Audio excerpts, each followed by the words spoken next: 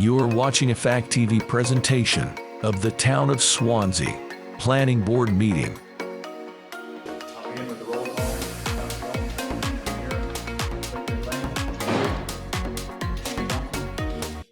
Brandon Sell. Here. Michael York. Here. Victoria Ames. Here. And Selectman Jeff Bill Hutwelter. Here. Oops. Steve Malone, alternate. And Michael Swanzey, alternate. I'm here. On Zoom, I guess. Yes, I'm on Zoom. And Brian Vertigo, alternate.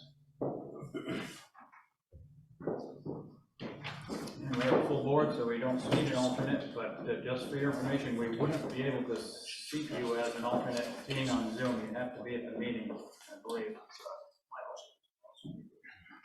Understood. You called Victoria? I did. Oh, I didn't hear it. That's what I asked. Sorry. Okay, for the agenda, it's, yeah, because sometimes I do forget something, right? So, and the agenda is to review and approve the minutes of March 23rd, 2023. Discussions and other business is a preliminary conceptual consultation. Dan and Jennifer Chabott, tax map 73, lot 24. The site plan review regulations, landscape sections, and plan reading workshop, and any other business as may be required. So there's nothing on the agenda that would require us to notify other towns, so we don't need the regional impact motion. So we'll move to the minutes, and that's the minutes of March 23rd. Does anyone have any changes, alterations, or anything on the minutes? If not, motion as presented to approve is presented in order. So Motion by Victoria to approve the minutes of March 23rd as presented. Is there a second? Second. Second by Richard Lane. Is there any further discussion?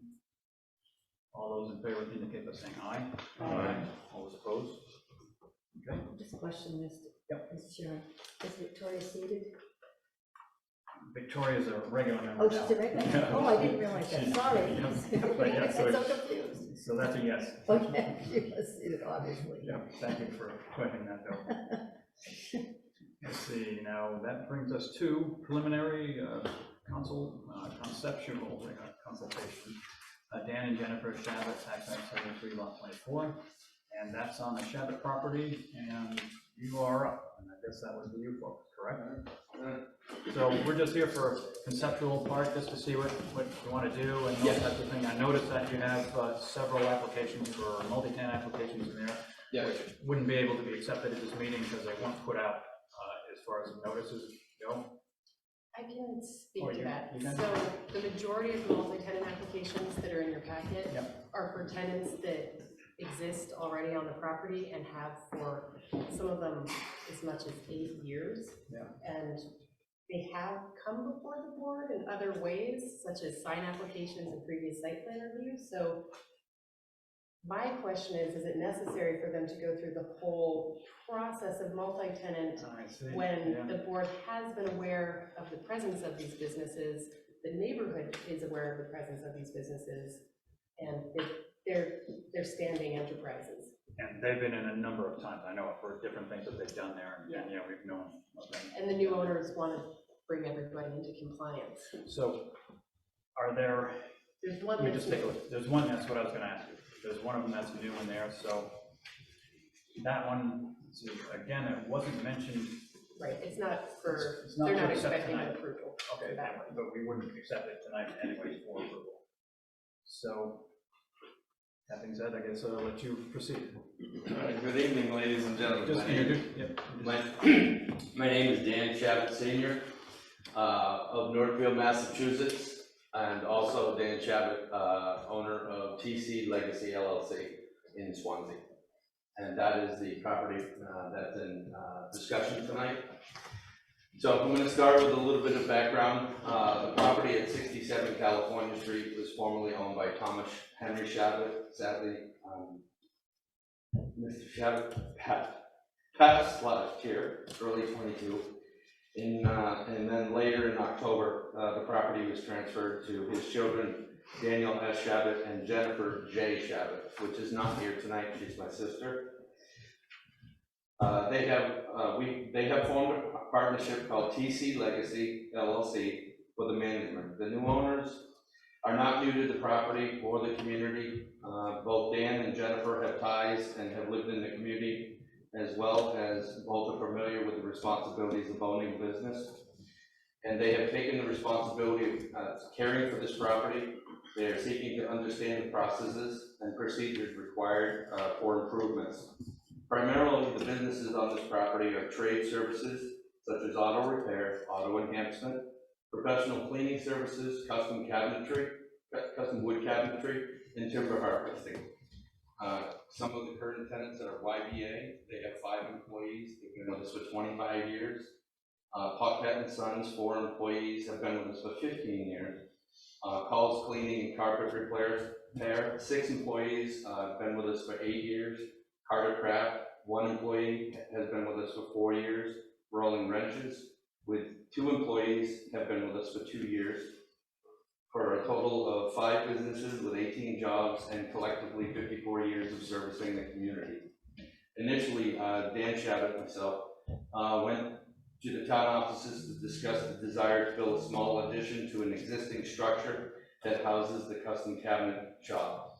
The addition is a 3-wall, 1-roof, 21 by 29 addition, and also a new 50 by 50 metal garage. The intention of the additional garage was to house the maintenance garage space for maintenance management of the property, and also offer a bay to an existing tenant that is now works solely in the back area in all weather elements.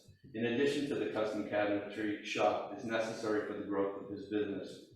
Additional space is needed for the volume and the staging of ongoing projects. That brings us to today. We have been made aware of the fact that there are tenants on the property of the town that did not have some records of having a multi-tenant application. And for some of them, they've been long-term tenants. We only learned of this need last week. Tonight, we bring to you their complete applications. In addition, one was to be in advance to the start date that's coming in September. Our drive is to honor my father and all of his hard work and his lifetime of supporting his family and friends. Sorry, tough subject. The betterment of the community through the work that he did. Our goal is to pick up where my father left off. Maintain the property in a safe and attractive manner where the businesses that provide services to the community are proud to work, to prosper, and cultivate in the environment that is a pleasure to serve and support the success of these trade services. With that, now explained and understood, we are here tonight to ask for a preliminary way and guidance in moving forward with the just a simple addition for the custom cabinetry shop.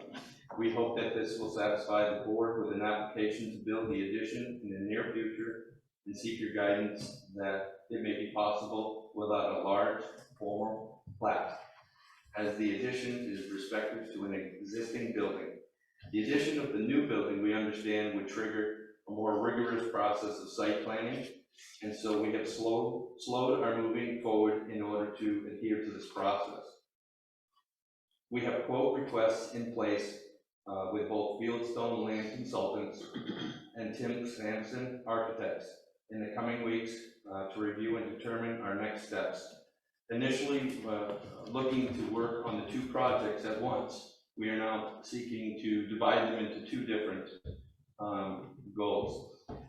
The first is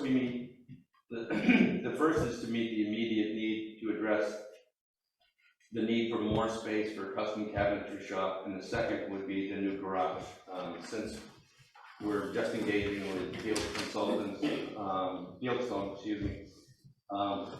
and we're meeting Tim Sampson Architects fairly shortly to finish a rough draft design.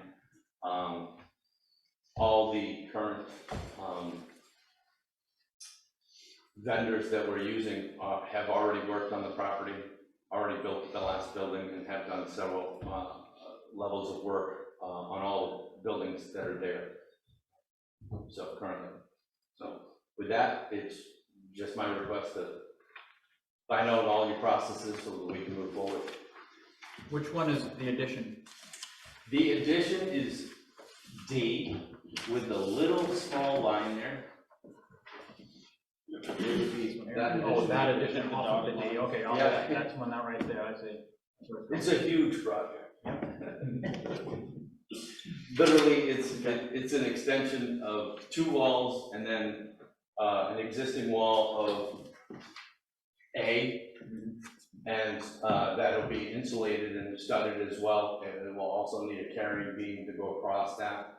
But it's gonna be 2 14 by 21 foot rooms to stage the cabinetry. All of this, well, we'll take this room. All of the saws and tables and sanders are inside the garage, and he's literally trying to put custom cabinets in your table space. So what this would do is allow him to assemble, after he has his cabinetry, he'll assemble it and stage it for loading it onto the trailer and delivery. So it's about 50% of his current space. It's about a 500 square foot addition. So it's a simple pad, 3 walls and a roof. And the roof line carries and will be married to the current stringers that are on the existing building. So in my eyes, I'm not foreign to construction or building before. It's a layup. It's pretty easy building. So he's been in that building for 4 years? He's been in that building for 4 years, and that building's been there for 60 years. Mhm. So that was actually my old shop before we moved back to another property that we had. And what you want to do is to separate the two, like you said, for this addition first, and then your maintenance garage some other time in the future in the fall. Correct. Okay, and Mr. Jasper? But for what it's worth, Mr. Chair, I went out and spent quite a bit of time with Chabott and their contractor and got a clear understanding of what they're trying to do. I think when we look at this drawing, I really am impressed with how clear it is, but I think the not to scale portion at the bottom is something that really has to be noted. This drawing makes it look a lot denser than it actually is. There's quite a bit of room there. This is the one you're talking about? Yeah, on the very bottom where it says not to scale, which is reasonable, but this, trying to fit everything in there, it does look a lot more congested than it actually is. There's a ton of room. Jeff Hurt's going to be doing the site work. I went over with him what they've already done with water and drainage and the rest of the stuff, and what they're going to do with this. And it's all sand. It makes perfect sense. And I got to tell you, I meet with a lot of people. In the 9 years I've been here, I've worked with countless numbers of people and trying to counsel them. These folks were drinking out of a fire hose for about an hour and a half, and in a week they put together probably one of the most comprehensive packages and demonstrated an understanding that you don't see every day, and I appreciate that very much. Yeah, so do we. I'm gonna give my wife kudos on that, Jennifer L. Chabott, not to be confused with Jennifer J. Chabott, my sister. And that property is pretty much flat out there, isn't it? Mike? Flat and gravel. Yeah. You're basically sister gentle. And it's bordered by, 2 sides of the property anyways, so that, California Brook Road borders that, so there's no indication of drainage going off onto the road or anything like that I'm aware of for you either. Okay. Right. Yep, it has 20 acres in total. That's built out back there, that's wet, is that swampy out there, that's wet out back there? No? No. I think there used to be a junkyard or something out there. Was. Yeah. That's where I'm not new to the property. Yeah. I, my sister, and every other family member helped clean it, including my girlfriend at the time. One of the many indications I should have married her. So I did. So I recall the site plan you brought in, it wasn't you, but that came into the board to build the most recent building, that would be that number 1 building, I think you're calling it there. Yep. close to the road Yep. there. And you could use that, I would say, I don't know, with some of the members of the board maybe weren't here to see that, but you could expand with that one to add into this piece. I know I'm trying to think that site plan, I'm not so sure it showed the entire part of that building or not, I have to see it again, but It did. it did show that. Yeah. Okay, so, again, that's been before the board once already. And I would think, I can't speak for the board members, but I would think that it would be adequate for the board members as well to see what you're doing, especially for that addition there. Board members, I know some of you haven't seen it, so you just have to take my word for it, I guess, or maybe Mike Jasmine's word for what's going on here, but they're just asking us for direction. You know, what we want from them. Are we going to require a complete site plan or a modification of the site plan like we do a lot for this addition? In my opinion, you know, they have provided, I'm with Mike, they have provided a lot of information here, and it's a modification as far as I can see. I think that's really reasonable, and it brings to mind the nanotech edition that we just Oh, looked yeah, at, yeah, which we'll take was, it now. again, fairly minor. But I appreciate what you're saying about getting something on paper, just so that we have a, you know, to scale, you know, using that existing site plan, which I haven't seen, but, Right. you know, to indicate it to scale on that document, because that's something that lives at town hall, you know, as a Right. permanent record. Well, that, the scale that we brought was literally just 3 weeks ago. We got a package, from my stepmother of all the stuff that my dad had. So we shared the second copy with the planning board. Yeah. No, I just agree with Scott that it seems like a simple modification, but it is nice to have a paper record Yeah. of that modification. That's fine. Well, we brought everything that he had. And I guess you didn't have all of it. We didn't have the septic plan. Okay. I had just done, Forest Designs, Nate, I call him Nate, did, another, we were gonna do a duplicate building of A through E. What's that? Building one, yep, we've changed the numbers a few times. And with that, I had a septic plan and design from, Nate at that time. But, we decided to go against that, currently because we could, the most important was the addition to the current tenant's needs first. He had asked my father, and it was, you know, delayed quite a bit. One, because of the building number one, and two, he wasn't quite ready for it. Well, he's totally ready for it now, and it would enhance it. The building 9, that'll be up here. There's an existing building on that footprint right now that's just smaller. It's 30 by 18. So that spot was literally going to be go through your process, but it's going to be 50 by 50. And That's the proposed garage. That's the proposed Maintenance garage. garage, okay. But currently, there's a garage right there. And you'd be replacing that one. Yeah, I'm gonna figure out, I found out how to move it the other day. So Alexander sheet metal. With head crane. Oh. So, just getting back to that one there, so there's an existing building on that, I guess it's a slab or something there, and you're gonna move that building? Yeah, it's not a slab. It's concrete railroad ties. And it's set on that, and it has bluestone and under packing that Jeff Hurt did. But the intention was to go full slab, 50 by 50 for a building. So, what are you gonna do with that building? You're gonna demolish it or something, or put it elsewhere? on the No, site? it's housing tractors and an excavator and a backhoe right now. I guess I've missed your point somehow there. You're replacing that building with a 50 by 50, or you're just jacking that building up, putting a foundation underneath it, and putting it back down again? Moving the building, taking the foundation, taking that footprint, making it bigger, putting a new building on it. And that building that you're moving is still gonna be utilized on the property? Yes. Okay, so that'll have to be part of that site plan that you do when you Right. estimate for that. Yep. You plan to do that, where it's gonna go. What about the soil, et cetera, underneath, or the ties or whatever he has there? Is there any seepage into the ground? Is there gonna have to be a There's problem? cement, didn't you say there's cement? There will be cement. The new garage would have Okay. a full pad. Had previous had ties on there. I don't know, I don't know. It's hard to say, it's probably been there a long time. Yep. I guess the matter at hand right now is what we're gonna require for them for information to do the addition, that small addition, that, and it's a 500 square foot addition.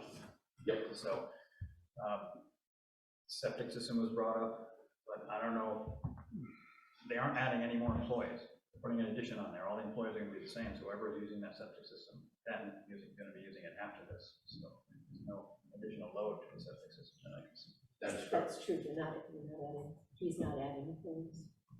No, He just needs a space. just needs a physical space. He's bought more high-end carpentry machines for the cabinet. So if you need to overspend on a luxurious kitchen, because he does some custom I'm sure they're stuff, nice. right? He does retail store shelving, fancy drawers that, do the cushion shock when you push it in, it just closes itself. Nice. Just needs to put it all, he needs space to put it all together. So, So I would suggest that they bring in the site plan with that building located on it, which I guess was on the old site plan, but eventually all these buildings are gonna have to be located on whatever site plan you bring in for the end when they garage one anyways, because they're fit on there, so, but I would say that they need the site plan locating the buildings on there like they had before there, size of the addition, and plans of the addition that Mike can take a look at, see how it's gonna be built. Yeah, we do that. And with a modification to the site plan, like we generally do at a public hearing. So, any other thoughts on that? It was mentioned before about contours for drainage and stuff, but that's a pretty flat piece of property over there. And it's fairly well drained, nothing that we know of coming into the road. It's pretty dry going down a lot. Yeah. So, that although the snowbanks are still there and corners. yeah. Well, I got a few myself, so. Is that what we want from them? Pretty much? Yeah, I would say We can't that's think of what- anything else, because we Just don't for want this step, though, Yeah. right? This is just Well, the this is addition. first step, the Just the Yeah. addition. So do you need a full site plan for the addition, or just the Eventually, you're design? gonna have to do the site plan, I mean, for the other, because you brought in a site plan for this building right here before, and I guess that building was indicated on that site plan. Yes. Sure. Yep. So, just locate, if these aren't already on the building, on the site plan, and if this one isn't already on the site plan, just locate that as well. At some point, you're just gonna have to. Right, so that's why we wanted to take the existing site plan that's there and just do the addition on D. And do that, yeah. And then when that's complete, move to building number 9. Just expand it, yeah, bring there, everything else on it there. So if we can give it to architects for that. And then they gotta make the page bigger. Sorry. So that should do it, a modification to the site plan. And for clarification, it definitely rises to a public hearing. I think that's our normal procedure, let me think for a second here. Yeah, that's our normal procedure, modification of site plan to public hearing. Just in case the neighbor, not necessarily this one, but any others that we do for modification, neighbor has a question, objection, or whichever. Public hearing. So neighbor. Okay, No, I'm just saying that that's our procedure for a public hearing. okay. Neighbors are notified, so anybody wants to come in, All the right. whole thing is done in public, obviously, we're doing it right now. And present it, and planning board looks at it, and we draw everything that we need. All right. Thank you for your time. And you can check with Mike to see what else he might need for as far as the specifications of the building, addition rather. Rick. Okay. Okay. All right, Thank you. anything else from you, Mike? Good. Actually, before we finish with this, could we have a decision on the multi-tenants for the existing tenants on the property? Yeah, let's do that, right, because I agree too, yeah, they've been in there for quite some time, and I don't see that they should have to go through the whole process all over again. It's not gonna amount to anything different than is on that property right now. Same businesses, same employees, same everything, same traffic, I don't know of any complaints about it, probably people say. but there's one that we don't have, you said, which one was that, That Cabin Tree? one doesn't exist yet. Oh, Oh, it wait, doesn't exist. one that we don't have. Yeah, we don't have one for the cabin tree, but they've been there for years. Yeah, it's all in your packet, all the ones. Yeah, we have those, or is that the different one, not a new one? This is for the cleaners and the cabinet maker, and so those are all in the packets that I printed out for you, but they're existing long-standing tenants. And then there's one new one, but that won't be in until September, and I actually wanted a point of clarification on that one and the regulations with new tenant versus multi-tenant. So in the new tenant regulations, it says that you can have a new tenant if the use is for something that's already the same permitted use on the property, and the new tenant they have coming in is the same permitted use as YBA and Rolling Wrenches. So I just want to have you guys clarify whether you would consider that new tenant a new tenant or a multi-tenant. Did we just do the one? Again, but is it, you know, before we get too deep It into wouldn't be this for is just- approval tonight, it's just for a determination of. Yeah, but you're certain that that's what's going in there? Okay, so that is what's gonna be pretty much the same business as what's in there before. Well, it's a space that hasn't had a business before because it's in the new building. Like, correct about that, in the new Oh, garage. yeah. So Did Yeah. we up in here? No, in this one one of right these? here. This is a 5,000 square foot building, 1,000 square feet per bay. It just got completed January 2021. The first tenant was in E.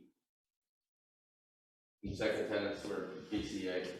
And the reason I ask for clarification on it is just because when they do actually submit that application, if it's after the site plan regs have been adopted, new tenant may not require a public hearing. And so just for their planning purposes, Well, that regulation would say that if they're replacing an existing, or a business that went out of business or something like that, is being replaced by the same exact type of business, then they don't have to come in for a public hearing. But if it's a slot that wasn't being used before, and it's a new tenant coming in, even though they are like the other tenants there, you aren't replacing one.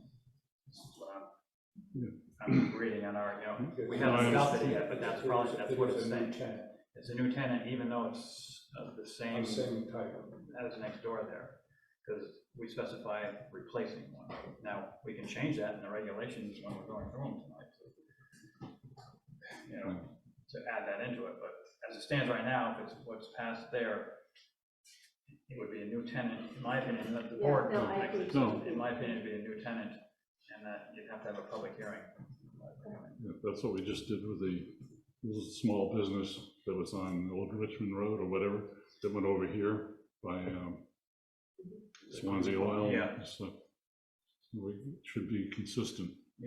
That's right, and again, the way it's worded, it says replacing another business. This one wouldn't be replacing, so that's probably what'll happen. It'll probably be a public hearing for that new tenant. So, it's clarification, I guess. And as far as, let's see, the multi-tenant applications, they're all in our packet. We aren't deciding on any of them tonight anyway. We can look them over to see, but again, all of those are for the existing businesses there. So, in my opinion, it doesn't change anything whether we make it difficult on them or not, to do that all over again. I'm gonna do that, but it's a board decision. I don't see the need to make the rules. We're just expanding one business, that's all. And the new tenant, if they have one in there going into one of those cells, will require. Mike, you don't have any complaints over that way from residents, do you? Not currently, no. So is that a consensus from the board? That we'll let it stand without them going through the multi-tenant application for all of the existing tenants that have been there for years. And just from now on, when they get a tenant in there, we will do. Okay. Thank you. You're welcome. So that's what you need to bring in the site plan, buildings located on it, or where you look, your addition is that building there especially. And building things. Sarah, Jen, the site plan that we provided, Sarah, brought her up to date. We're getting extra copies of that. We'll just do an addendum to that. Okay. And that one will be to scale, though, that's. Yes. Okay, Oh, yeah. Digital. And digital, yes. All right, Thank you, appreciate it. yeah, good luck.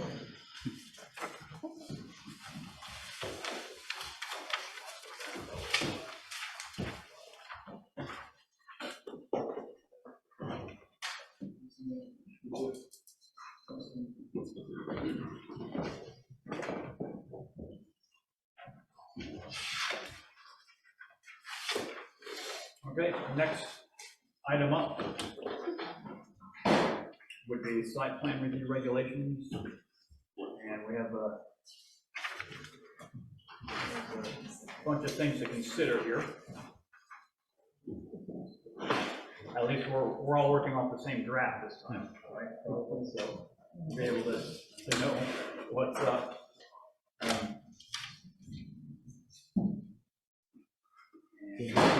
So we have a What about list. the Marcy Hill? We'll put under other business. Yeah. Oh, it's gonna come under other business. I don't have that. I don't have what we just talked about either. It wasn't in when I picked that. I gave it to you when you walked in. I gave it to you when you walked in. That's what it was. No, I don't need that. It's no time I said, I know what it is. So let's get right to the beginning of the site plan review regulations. And Victoria has put a lot of suggestions in here, and we're going to go through those.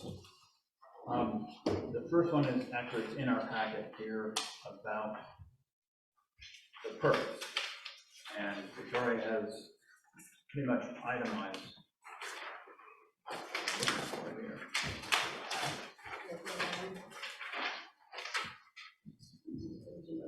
Oh, I guess you didn't include it in this, yeah, I'll take your, It's in the packet.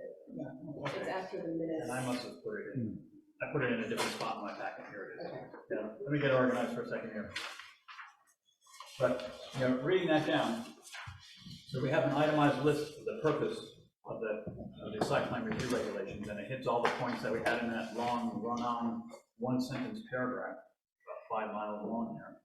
Hits on all the things that we do, that the purpose is for, but backing up a little bit from that, I don't think we really need to list every single purpose of the site plan review regulations. Now, for instance, if you take our zoning ordinance, it's that thick, all those regulations, and right in the beginning, in the purpose, and I'll read it to you, this is of all our regulations for zoning. It says to promote, the purpose is to promote the health, safety, convenience, and general welfare of the community by regulating and restricting the use and construction of buildings and premises in the town of Swanzey, and for said purpose, dividing the town into districts. The following ordinance is hereby enacted by the voters of the town of Swanzey pursuant to the authority conferred by the revised laws of the state of New Hampshire. And Victoria has in her, right in the very beginning, she has a paragraph that says, the purpose of these site plan review regulations is to provide for the safe and attractive development of the town of Swanzey and to generally create conditions within the town of Swanzey favorable for health, safety, convenience, and prosperity. I'm suggesting we use that and we don't itemize out every single thing that the purpose would be. What does anybody else think? What do you think, Victoria? You're the one who wrote it all down. Took all the time to do that. Yeah, when I did so I'm sort of twitchy as an editor, okay? So when I saw that block of language, I thought, this is impenetrable, okay? Yeah. So let's start with looking at what's actually contained in that block of language and see if we like all of it. And the only way I can do it is to break it apart into the various clauses. You hit them all too. I checked it out. Yeah, no, they're all there. Except there's an additional one that the RSA says that we can include, okay? Innovative land use controls on lands, the very last one. And then, again, I like to analyze, so I tried to see what the purpose of each of these clauses was. So that's why I have in block letters, harmony and aesthetics, or health, or facilities capacity. So my purpose in doing this was, as much as anything, to make sure that the balance of the site plan review regs actually does address all these things, okay? So maybe one approach might be to hold off, whether we keep these or ditch them or whatever, and make sure that by the time we're done with the regs, we go back and look and make sure that we actually address all these things, you know? And then, so this could be like a checklist.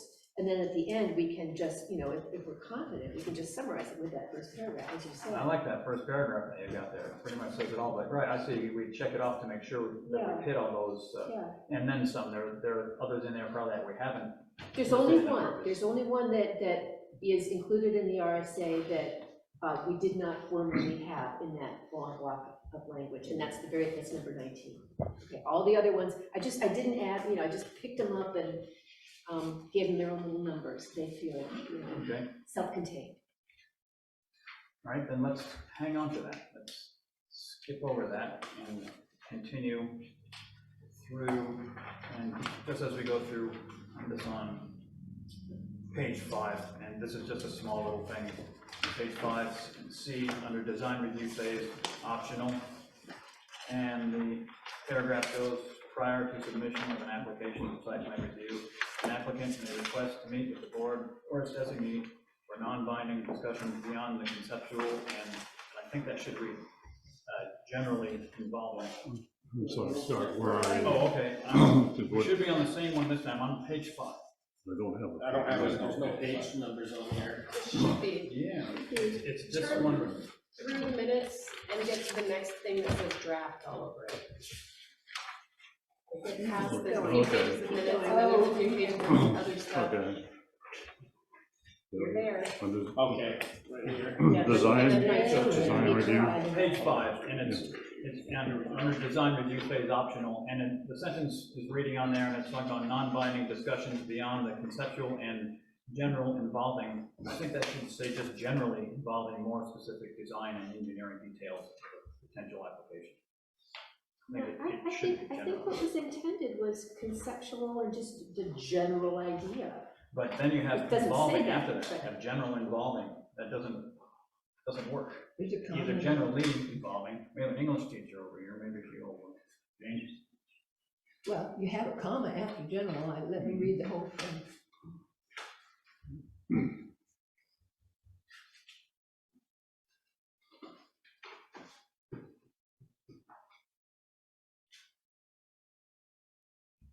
For clarity, we could just simply strike "and general" with the comma after conceptual.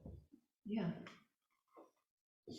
Well, Yeah, wait, 'cause we you have- don't really need one there, but you're referring to the non-binding discussions that involve more specific design and engineering details of the potential application. So, prior to the submission of an application for site plan review, an applicant may request to meet with the board or its designee for non-binding discussions beyond the conceptual and general, involving more specific design and engineering details of the potential application. I think it means that the board or its designee, after they meet with the applicant for non-binding discussions beyond the conceptual and general, they may need more specific design and engineering details. I think it's fine. That's not what it's telling us. The design review phase is telling us that that is different from the, from the preliminary conceptual consultation. It's a little more involved. That is telling us that the design review phase is a little more involved than the pre-application phase of the preliminary conceptual consultation. That's why that's in there, and it's telling us that it involves more specific design and engineering details. Is what that is all about. And it doesn't matter how it is, if it's fine with general. I just thought it sounded awkward in there with conceptual, and you have general after that, and then you have involving. Just didn't point it out. But what does anybody else think? Leave it? I think it's And move clear, on? as it is. All right, let's move on to, yeah, we're gonna leave it. But sharp eyes. Let's move on to page number 11. And right at the top of page 11, item B, it says approval of the site plan shall be certified by written endorsement on the plat and signed and dated by the chairman of the board. I think it should read final approval. because there's approval and then there's final approval, and they're talking about certification. And we give approval to site plans, and they can generally work on it and do things on site and all that type of stuff, but they don't get final approval until all their conditions are met, and then the chairman signs it off, so that's called final approval. So Insert that. we ought to really just clarify that, maybe just with final approval there. Okay, let's continue on to, let's see what else we have here. Okay, now we get to, I don't want to bypass the Victoria stuff is on here, just one more. That, there.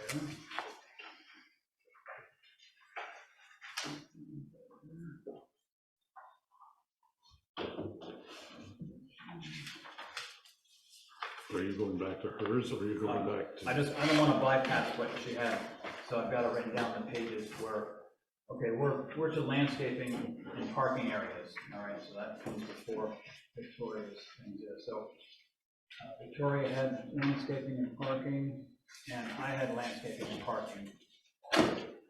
And we're talking about, did everyone read the landscaping and parking area there that I presented? I did. I found your first sentence extremely confusing, and you misspelled glare for the record. Oh, sorry. Rhymes with hair, but it's not spelled out. It says parking areas shall be effectively landscaped with trees and shrubs to reduce the visual impact of glare, headlights, and parking lot lights from the public right of way and from adjacent properties. That's what it used to be. That's no change. what it is. Well, it does need to be, but Yeah, why does it run on parking lot lights from the public right of way? And parking lot lights, it says, right? And parking lot lights from the public right of way. Parking lot lights, you don't want them to glare in the public right of way. But there is one clarification that Victoria, she moved effectively over to right before reduce. And it makes more sense. So agreed, parking areas shall be landscaped with trees and shrubs to effectively. Yes, So I that's- saw that. That's where it should be, I think, right there. If we use this, that's where it should be. But I went through the parking lot landscaping and, with the meetings we've had with the contractors and so on and so forth with that, to come up with what it should be like. And there are a bunch of things changed in here, and then Victoria had some things changed, but this is way more than that, actually. So, let's see, let's just discuss that. We'll go through that and just see what we've got to come up with.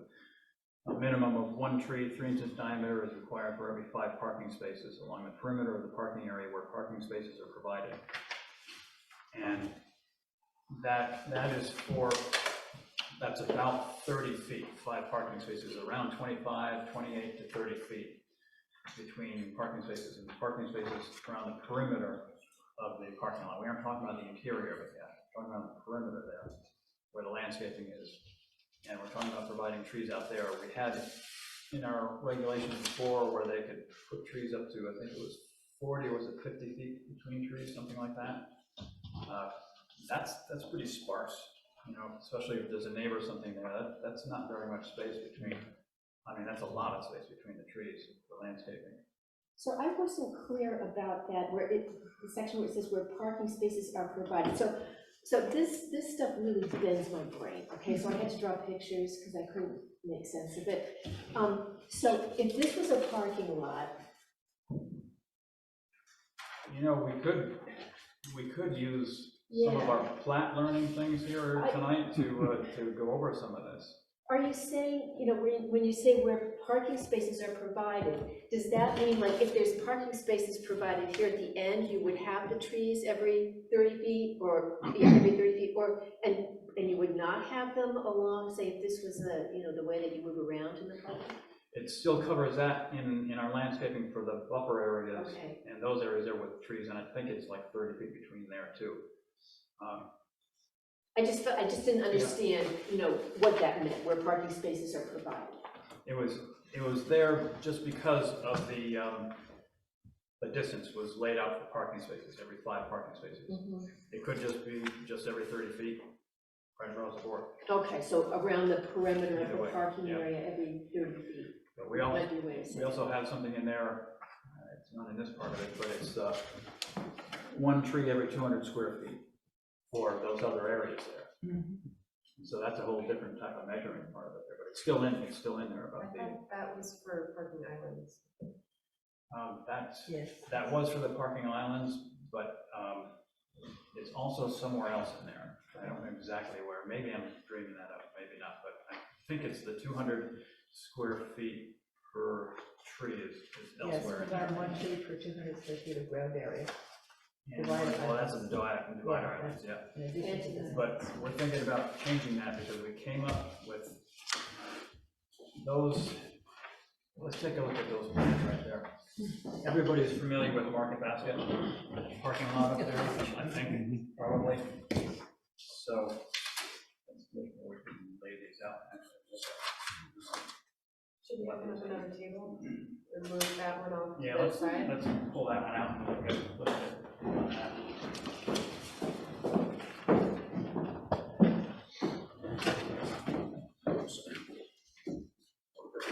Hey, could you look back in that microphone? The one right in front of you. Yes.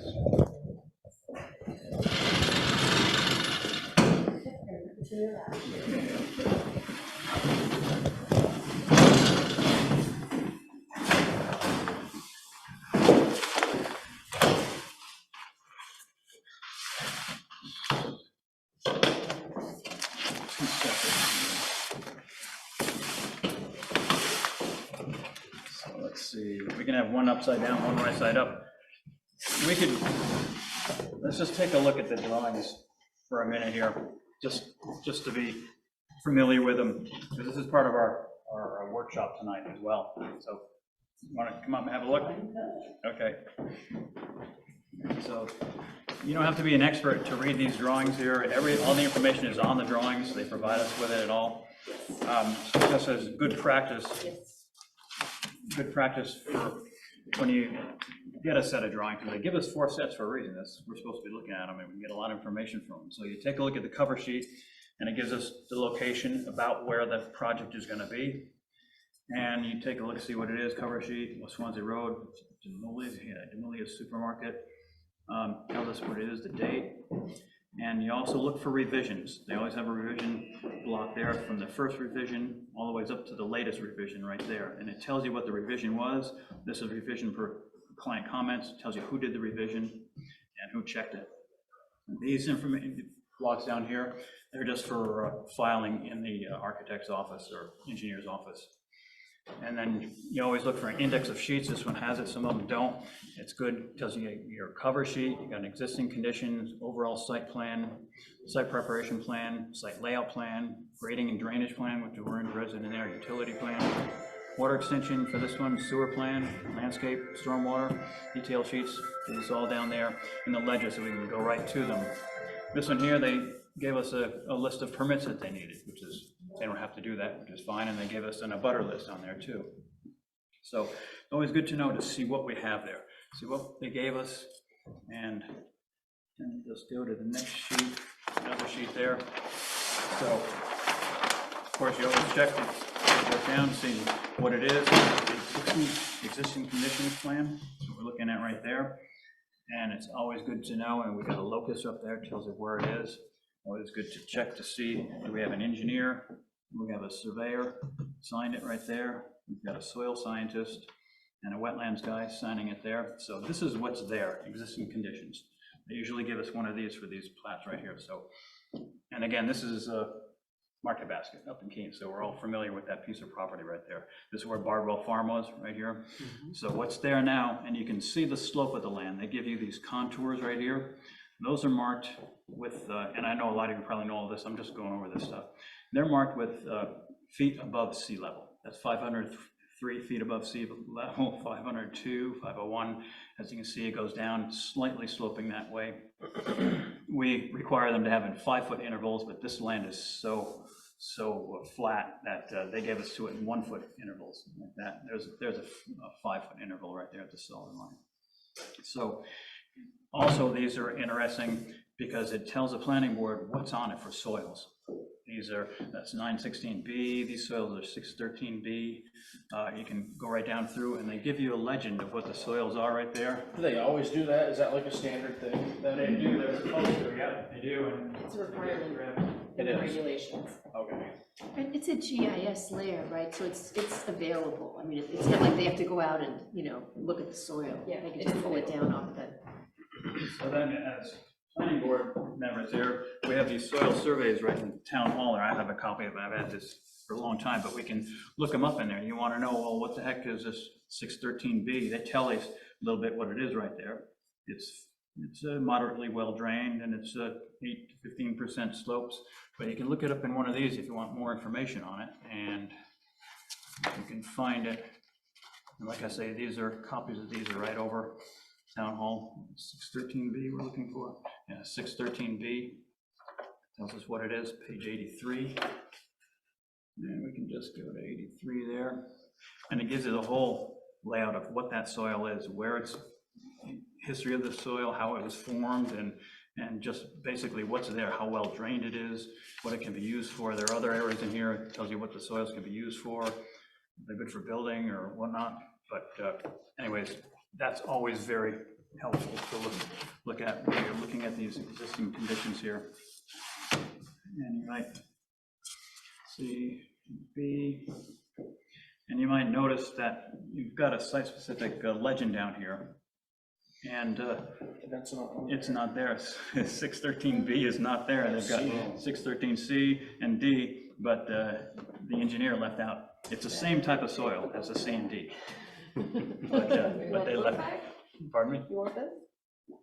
No, I was just pointing out that they left it out, yeah, what it was. But you look at these drawings, always read the notes too. A lot of good information in these notes here, and always pay attention to that. So this is telling us what's there. You can see the slope of the land slightly in here, a few wetlands in there, dwelling units and trees and things. So take another look at another page here.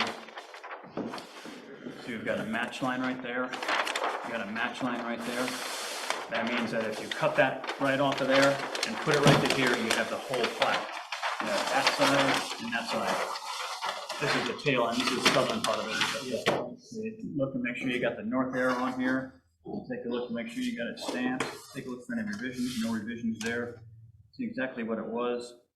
And no notes on this one here. And in this one, they're finally giving us a legend. These are real important right here. These legends are great stuff to tell you what's on there, because you take a look, without the legend, you don't know what the heck's going on in here.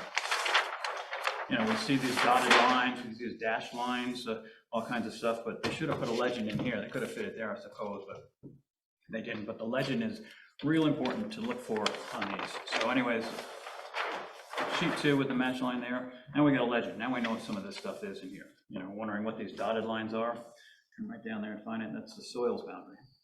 Different types of soils. 613, 916, all that business. So fences, retaining walls, wire fence.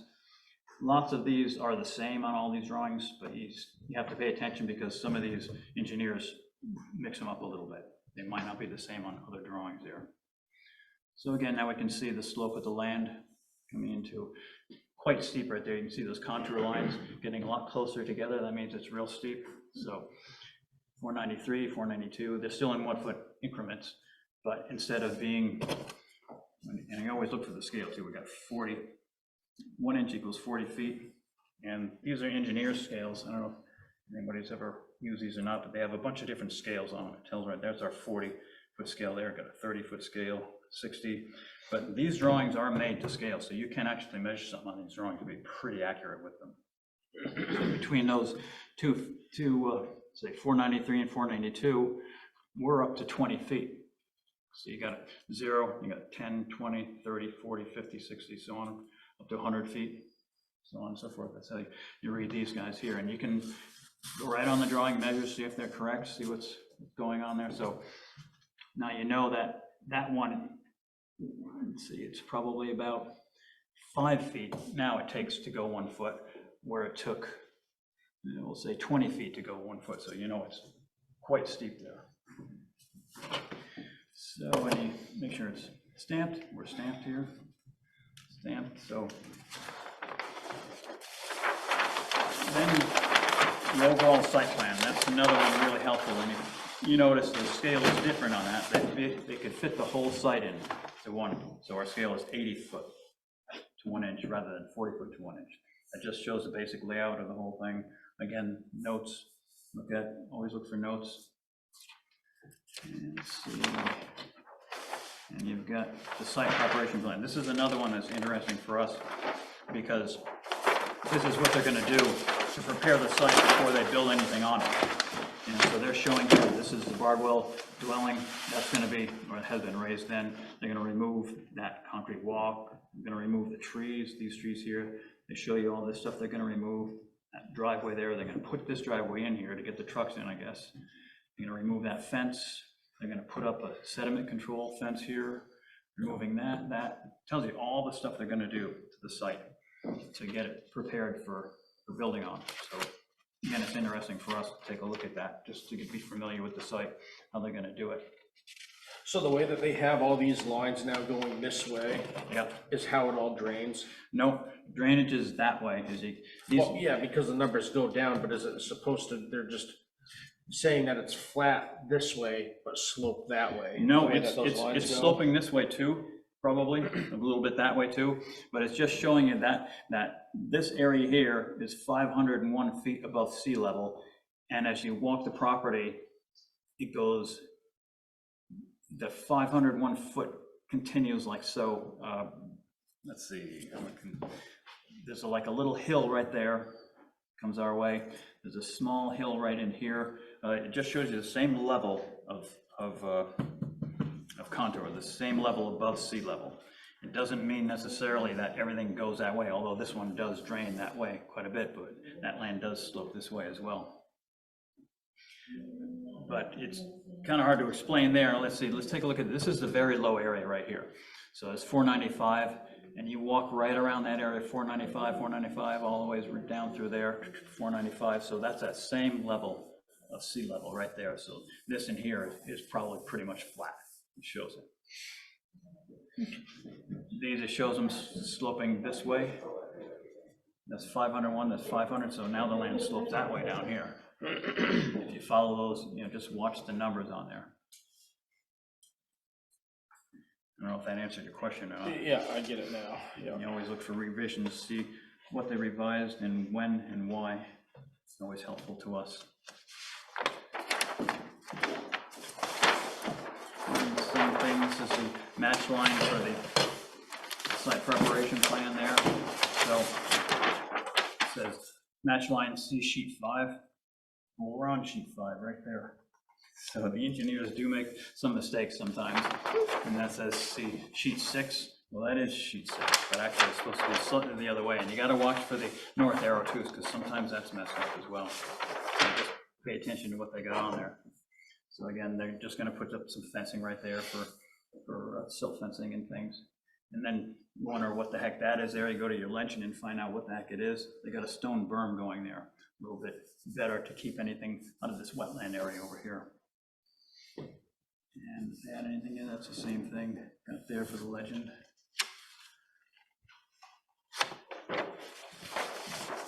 So here's the parking plan, the site layout plan, and we got all the parking in here. So this is where we're up to on parking. This parking lot here, we're familiar with this parking lot here. So we can use this to see what, and as you can see, I've got little notations on there for square footage of what's in these areas here, just to see how it matched up to our zoning, I'm not zoning, site plan regulations. And it doesn't actually. It's a nice parking layout, but it doesn't add up to those regulations we have in the site plan regulations. So what I've written up there pretty much adheres to what you see here of a working parking lot. So What's the gray area? What is that? That's the drive entryway around, I would assume. Access to the back of the building. Yeah, that's a little bit. And this is access back into this parking area for the employees. So why do they differentiate that from just the regular, because that's the circulation, is that what they mean by that? Why is it gray? I don't know why they've got that gray, They because, use gray, black, and white, they don't use any colors. These are crosswalks going into the store. Yep. Yeah. but maybe just for the site layout plan, they wanted to show you what the main traffic area was there. You know, parking isn't the main traffic area. This one I actually think is. it might be circulation for service to the back. Right, for the trucks and stuff to do Up it. in there. Were our parking regulations in the site plan current? I mean, do they match up to 2009 or 6, whenever this was done? They probably do. I didn't check to see, but they 2009? probably do. 2009, yeah. So, you know, just looking at this area right here, this area, let's see, there's a couple of berms there. Those are the dividers there. Those are the T ends that we're talking about there. So this parking lot here is 104 spaces, and the parking lot is 28,000 square feet. They'd be required to have, that's 10%, 2856, and what they actually have is 1544. I mean, and I'm talking about the internal is what we're talking about. These would be considered internal, these areas here. So if that parking lot to end right there, it works fine without adding 10% of internal green space in there. This right here is not actually green, right? Is that? It is now. I mean, and Okay. existing, yeah, they have this one here and this one here existing. So actually, let me get- That's the old Sears. Sears, they didn't build this yet. Right. No, but it's a parking lot. Yeah. I don't know what And snow. that must, because that's not the dirt parking lot, that's what this place is doing. Pharmacy. Yeah, that is the dirt parking lot. This over here. over here, Right yeah. here, yeah. Because that's not built. It's parking lot Yeah. right there, but right beside that, they were gonna build a pharmacy, they never did. So they can't keep this one, anybody in there.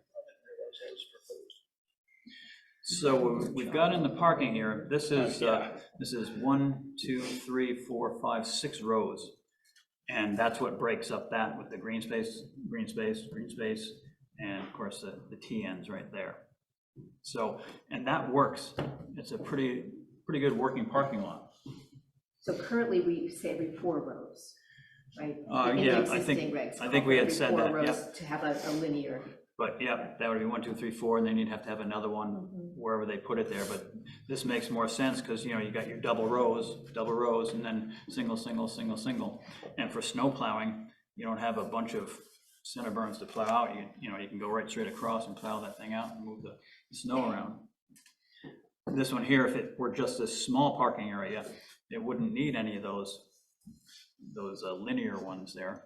The parking lot, to me anyways, it works fine. It's this one right here we're talking about there, and that's 104 spaces in that one right there, with the green space there, their green space, internal green space in that parking lot equals to about 5.4%, right around in there, which is seems to be a working parking lot there. If we do, let's see, this area here is 250 parking spaces right here. I think right around 250 parking spaces. So that has the green area in here, here, here, here, here, and there, there, there. Those would be all considered the internal green areas. So that is actually 5.7% green area inside here. That's where I came up with those figures, you know, seeing how it worked, you know, going up there, viewing the parking lot, that type of stuff, rather than the 10%, because none of them add up to 10%. If you do the entire parking lot, like we have there, which is the entire parking lot, 357 spaces, let's see, 10% required, they have 8279, so that's 6.9% green space in the entire parking lot. Interior green space, again, we're talking about,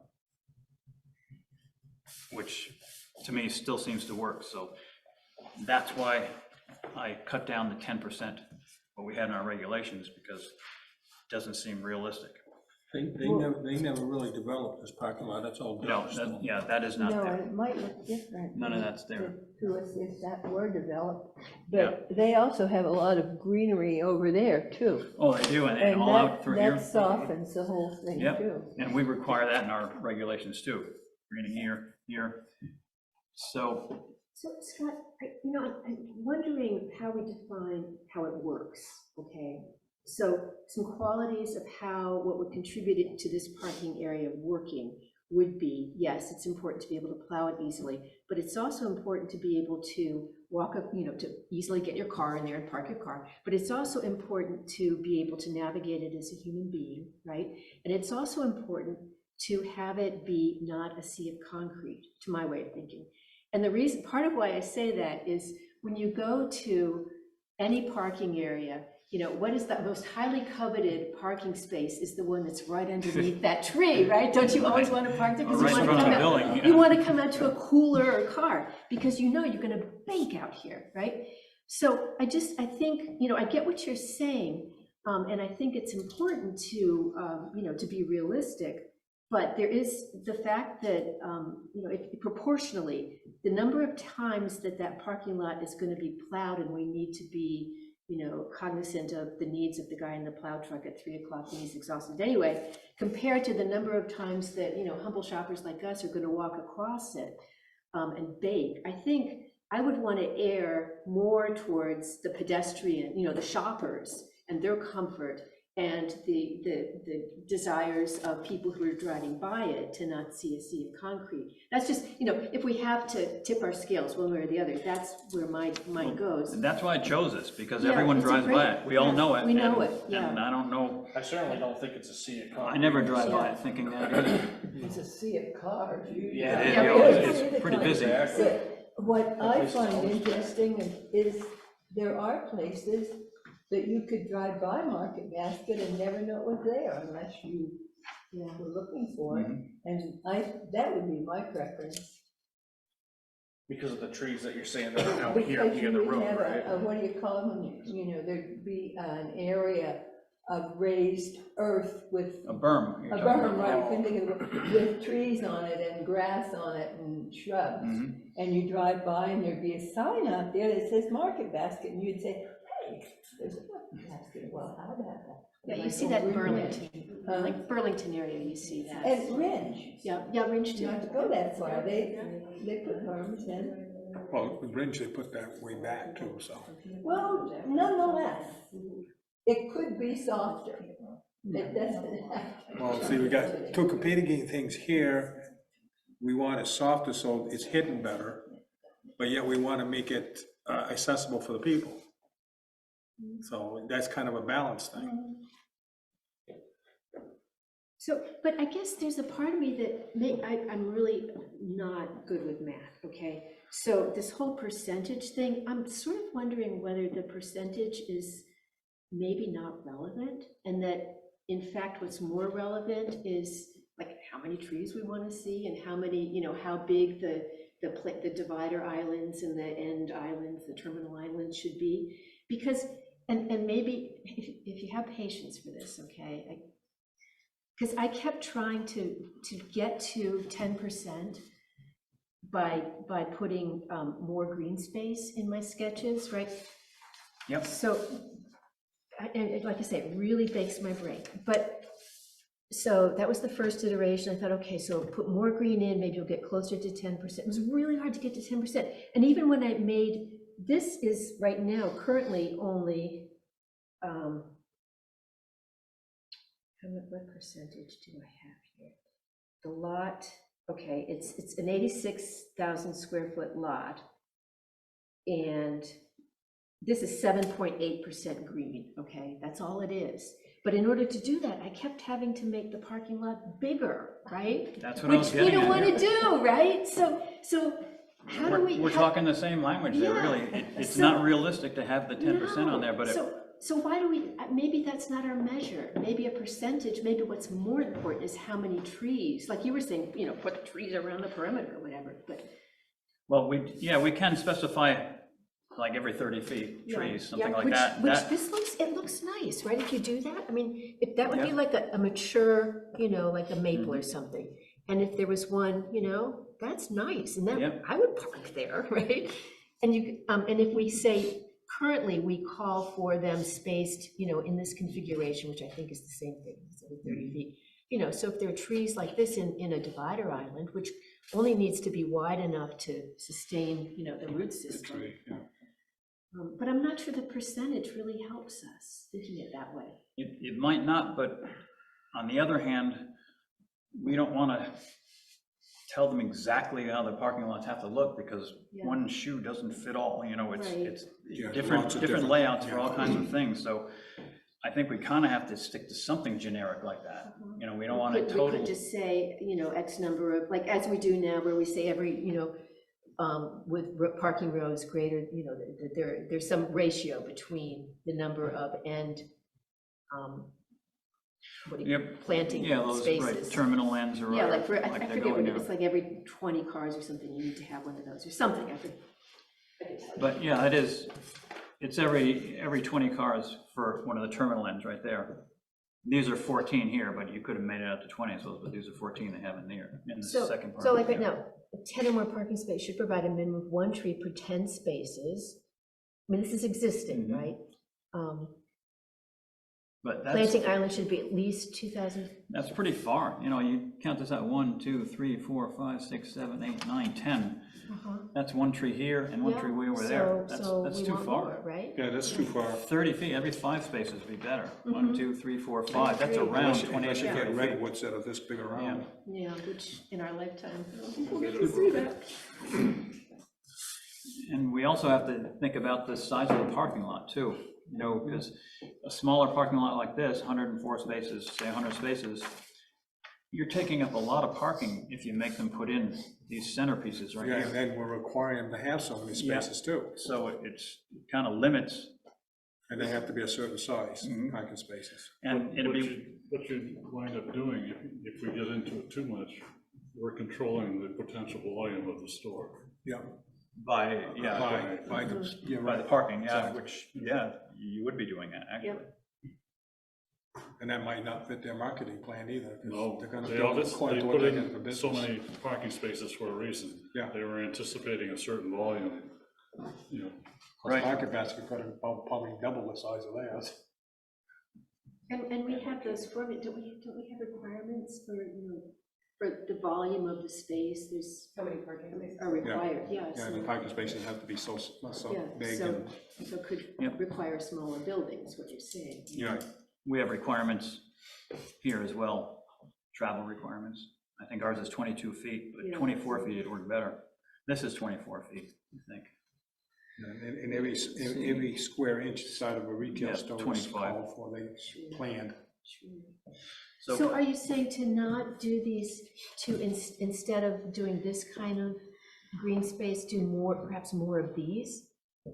well, I'm saying that we can look at a set of plans here that we're all familiar with up there and see what works, that without those dividers in there, that parking space for 104 spaces there, it works. This normally would be a perimeter then. We'll say that's a perimeter, I don't know if you can see, that would be a perimeter of the parking lot, that's a perimeter there. They have the internal ones for the ends of the parking spaces there.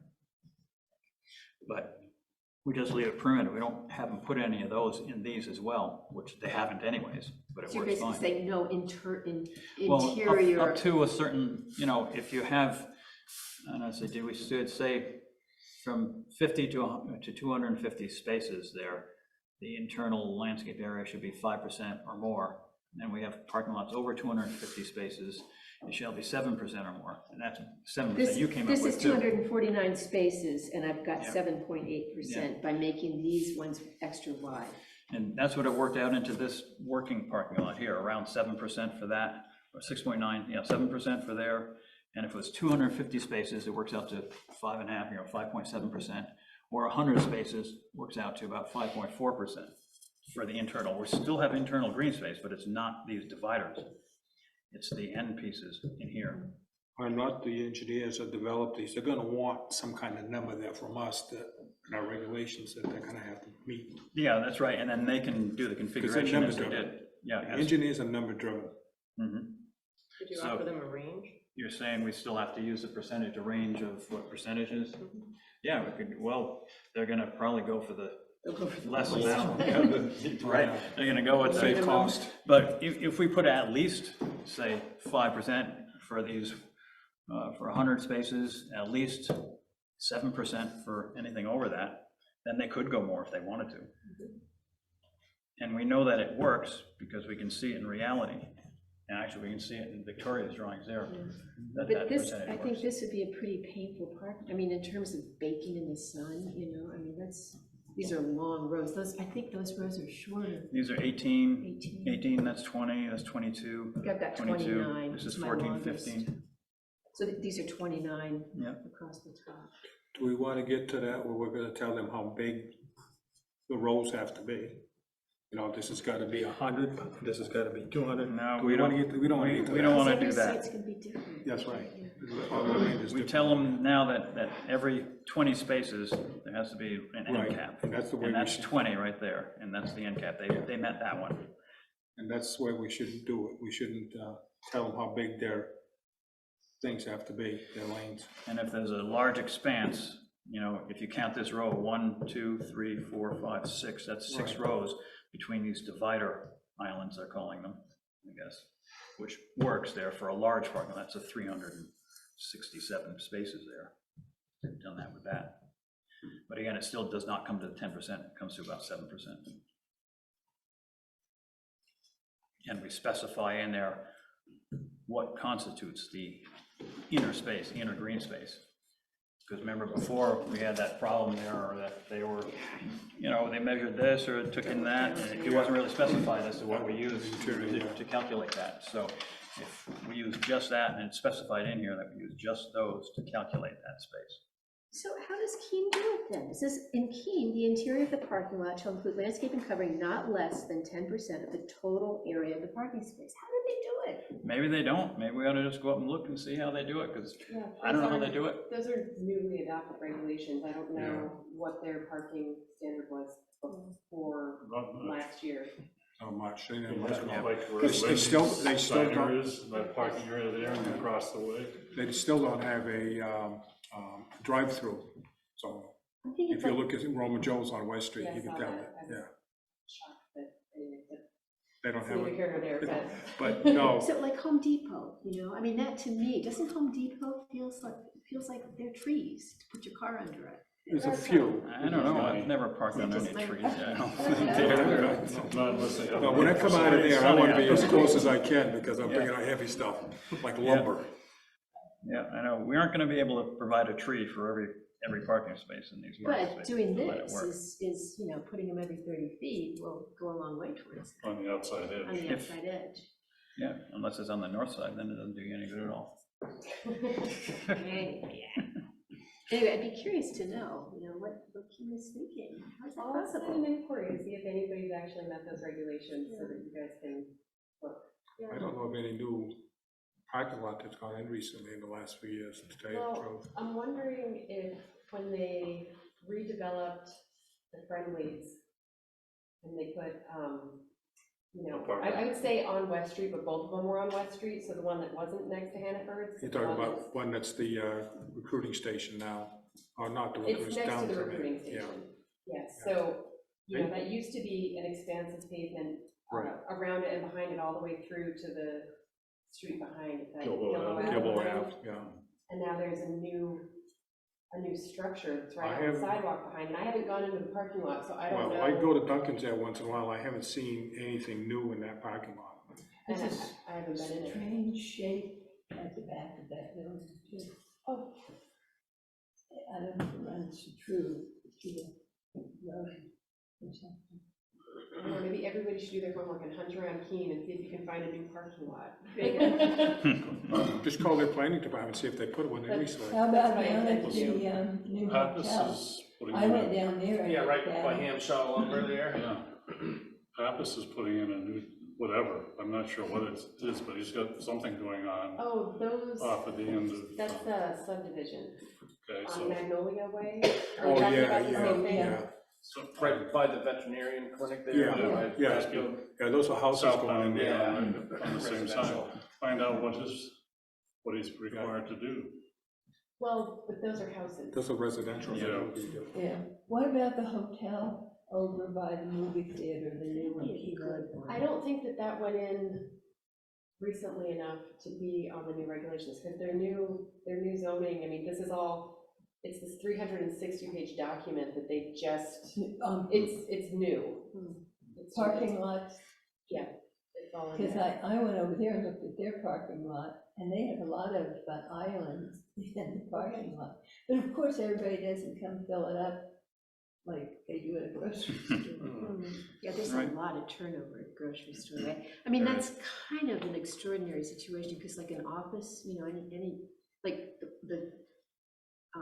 the proposal we were just considering earlier tonight, you know, a lot of those cars are just gonna sit there, although there's not gonna be in and out. No.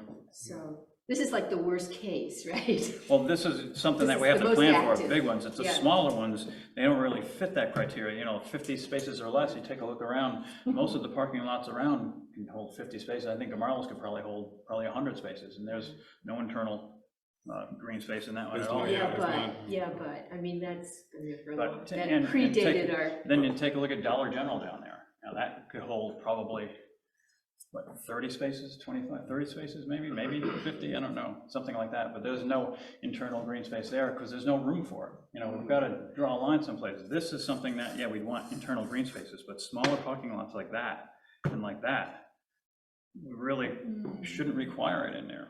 Like You know, the internal, no. The end space, well, the internal for the end ones, but I mean the divider islands there. Don't really need them in there. I wouldn't say, just my opinion though. I agree, especially in a place like Dollar General where they're limited anyway. If you made them put in some of that stuff and just take away from what little parking spaces they already have. They don't usually have a full Yeah. parking lot anyway. Yeah, and if you made them buy two Maybe more trees, something they like might go this. bankrupt. Like this parking lot that they had said over here, that one contains 77 spaces, I guess, no, 11, 22, 32, 33. So that's a small parking lot there, probably the size of Dollar General down there. And they've got a couple of end islands, probably because of the internal green space thing, maybe, I don't know what they use for that. But, yeah, we have to think about different sizes of parking lots, not necessarily this one great one like this, but we have to consider those going in like that. Maybe that's the thinking for having a percentage, is to have that percentage then I guess applies so, across the board. but yeah, again, the 10% just doesn't seem to work. No, So we'd have to Love change know that how it there. does. You think it's too much? It is too much, you can't, you could do it, put it in there if you wanted to, but you're taking too much of the parking space Maybe- out of it, that 10%. You've got 7% in here. And if this one here, you've got 5%, 5.4%. And if you have this one with 250 spaces, you've got 5.7% green space in there. That's with that. Do we want to change the percentage according to the size of the parking lot? Yeah, we should, we've got for parking lots from 50 to 250 total spaces, the interior landscape open space shall be 5% or more of the total parking area. For parking lots over 250 total spaces, the interior landscape open space shall be 7% or more of the total Yeah, parking. that makes more sense to me. And it tells you up here, the total square footage of the parking area shall be used to calculate the landscape open space requirement for the interior of the parking area and shall apply to the linear divider and terminal island. So it tells you what it applies to and how to measure it. And then saying, like last time we used this corner to do our calculations. Our buffer on, is also our internal part. And right, it was never really specified, so maybe they used this to do the 10%. I don't know when they did that, who knows? But, You were the only one on the planning board, weren't you? no, there are other members on there. No, but you're the only one present here. Was Jane on it too? I think Jane was. I was an alternate then. Yep. So we have to I was in the do something audience. about it. You were in the audience for that? Yeah. So what are we gonna do? Think about it? I'd like to chew on it a little bit more. I'd like to get information to see whether it's even humanly possible, because the math, it feels like we're defeating the purpose if in order to get 10%, we have to keep making the parking lot bigger, right? You're making more It area just, there, it yeah. just doesn't You're make right. sense Do to we me. dare get? So in- if we know that, do we need Keen to tell us that? I mean, Well, what do we need Keen for? But You know, I'm, we're you know, Swansea. math impaired, so I don't know. I Do we- don't trust my own This numbers. is us, you know, we need to figure our own Do parking we spaces. dare get any opinions from the engineers that we work with all the time, like Chad? At one of our meetings, I asked them, I said, we're gonna be going over this stuff. If you want stuff, feel free to send it to Sarah, and they probably haven't, right? Well, they're a little swamped. I mean, Oh, are I've they? actually They got been stuff going on. reaching out to not just Fieldstone, Yeah. but others, and there are not many in the business right now, so. Yeah, So so, they'll get what we decide we're gonna do then. well, it'd be very helpful for us, because they're the ones using it. Well, that was And my they do it thought. all the time. We don't do it all the time. They do it all the time. So they know what works and what doesn't work. So yeah, it'd be very helpful I've for been us to begging get if that. they could even just point us in the direction of a town that they feel like works, so they don't have to tell us what works, they can be like, oh, Yeah. this stuff over here, this works, so that. Well, we could, whatever we come up with, we could send them a sample of it, say, does that look like, although if they're swamped, they aren't gonna go over it anyways. It's gonna sit on the desk and get piled up. Yeah, they're gonna deal with their paying customers first. Yeah. So let's see, shall we skip the parking lot for now then? Yeah, let's skip the landscaping. More information. We aren't there yet, no. There should be It's some, hard. something in there though, like for 20 spaces or less. You know, like, we don't make the Seacourts Plaza down there put anything in No, there. because you can't, they're too small, and we have in here for parking lots from 50, I put it in from 50 to 250. So that'd be 50 and less, you wouldn't have to have that internal part of it. You still have to, even though it's small parking lots, you still have to have that perimeter area there. Yes, yeah, and that's a good thing to have. Yeah, but just the internal ones is what we're talking about, Correct. which sucks up parking spaces. Yeah, I think that sounds like a good compromise, you know, persuading me, but I still say it should.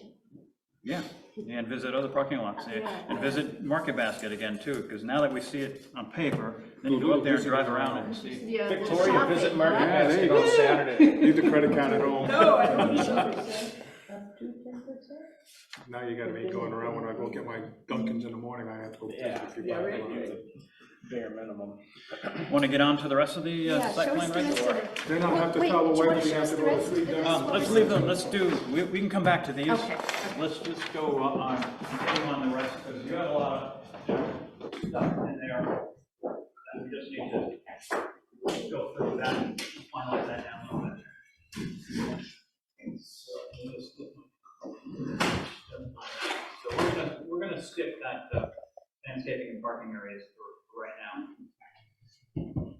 And So just to explain what I did in this, okay, everything that's in here is the original language, except where it's underlined, okay, and that's new words, Yep. right?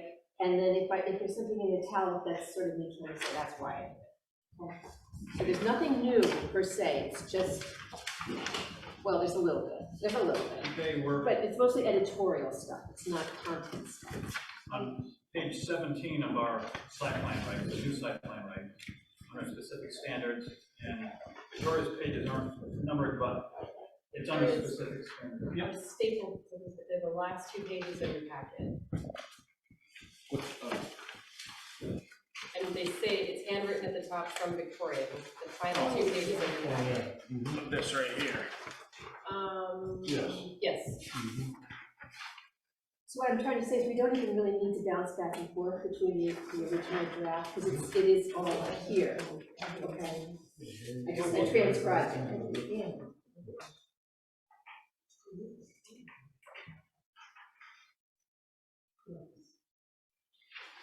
So we're on specific standards, that's page 17 of our draft regulations, and Victoria has the specific standards. Everybody there? We're under landscape buffers between different uses of land, and you can see the underline, which is suggesting to put in residential uses, get rid of areas, landscaping shall be used to form a buffer, and the other addition, the planning board may specify the appropriate size and nature of the landscape buffer. Anybody have any objections to that? It seems reasonable to me to put in there. So we're just adding those two things. You all got a copy of that, right? Yeah, I was just trying to clarify the language in this sentence, right, in the first part, landscape, because it's like a new idea, landscaping shall be used to form a buffer. And And then that is a new sentence at the end that I added because it parallels what we say in another place where we say that the planning board may specify, you know, details about parking. Yep. So that look okay to put in there? Everyone? Still reading it? So are you suggesting number 1 on Victoria's list would go above? No, this is exactly what's on ours. She's just changing a few words. It's on page 17. You kind of jumped of ours. ahead. I jumped ahead because I was going page by page in our zoning ordinance. I mean, not zoning ordinance, in our site plan regulations.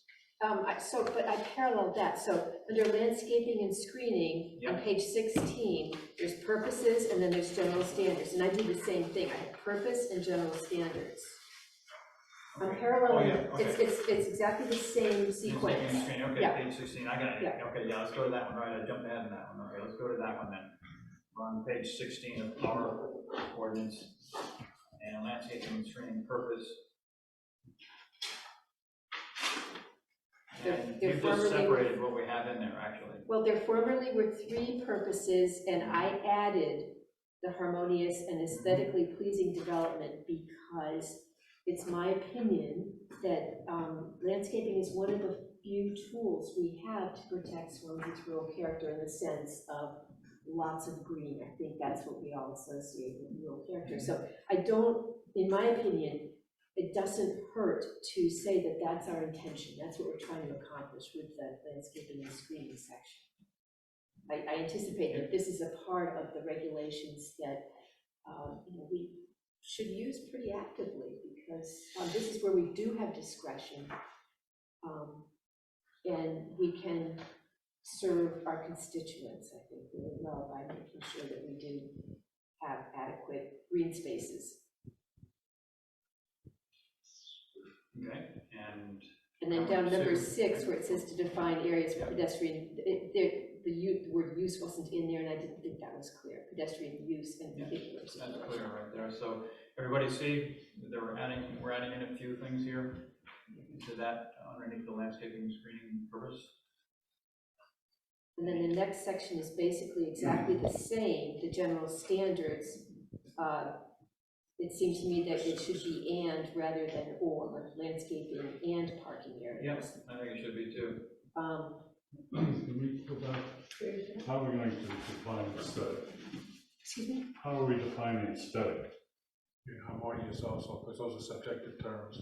Right. Yeah. It's, I actually looked that up in the dictionary and I haven't. We lost a Doesn't court say case that. on that, so we lost a court case on right, Yeah. that's where we get into trouble. Where did you find that? because the judge said that it's in the eye of the beholder, in other words. I mean, well, under. We know what you mean. Well, but we could use the dictionary definition too, you know, Oh, yeah. if I could only.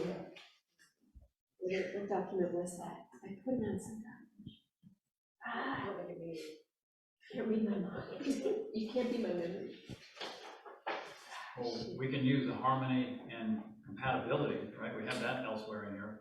Harmony and compatibility. The only danger I see with those kind of subjective terms is, we saw that in that, North Swansea, where the people that were against it use those terms. I know I think that we could all of a sudden agree with them that it's not harmonious, and then reject it. but it is a purpose of our regulations, and we did come out of that. I won't say unscathed, but we came out of that. So if you turn, let's go to our I think had the zoning board not done what they had done initially, we would have had the ability Maybe. to do the harmonious thing Maybe. and made it stick. Everything's always maybe, Rich, Michael. I know. Okay, go to page 403 in your zoning book if you have your zoning book. You know, it's not related to landscaping, but have any of you looked at the fact that we should have had a judge replaced on that case too? Trouble is, the Constitution, you cannot replace a Supreme Court judge. Okay, so page 403, we're looking at the court cases, 403, look at note 10, Yes. the court cases, aesthetic values. And it says municipalities may validly exercise zoning power solely to advance aesthetic values, since the preservation or enhancement of the visual environment may promote the general welfare. Right And it gives on, a court case. right on. So, That's referencing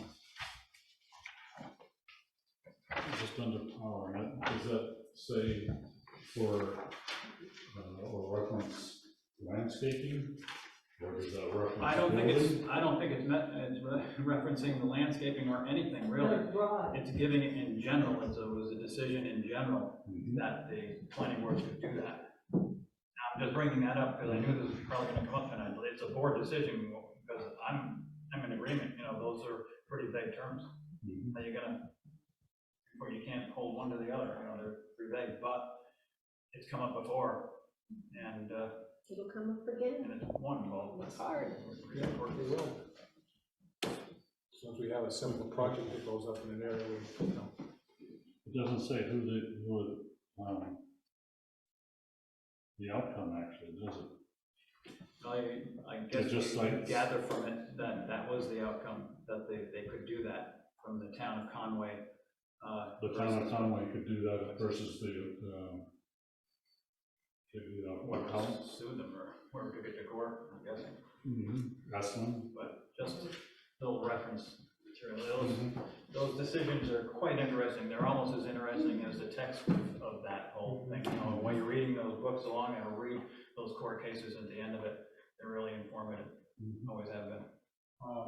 I tried to get into the land appeals board, and they give you the decision, but they don't give you the meat of the decision, why they decided what they did.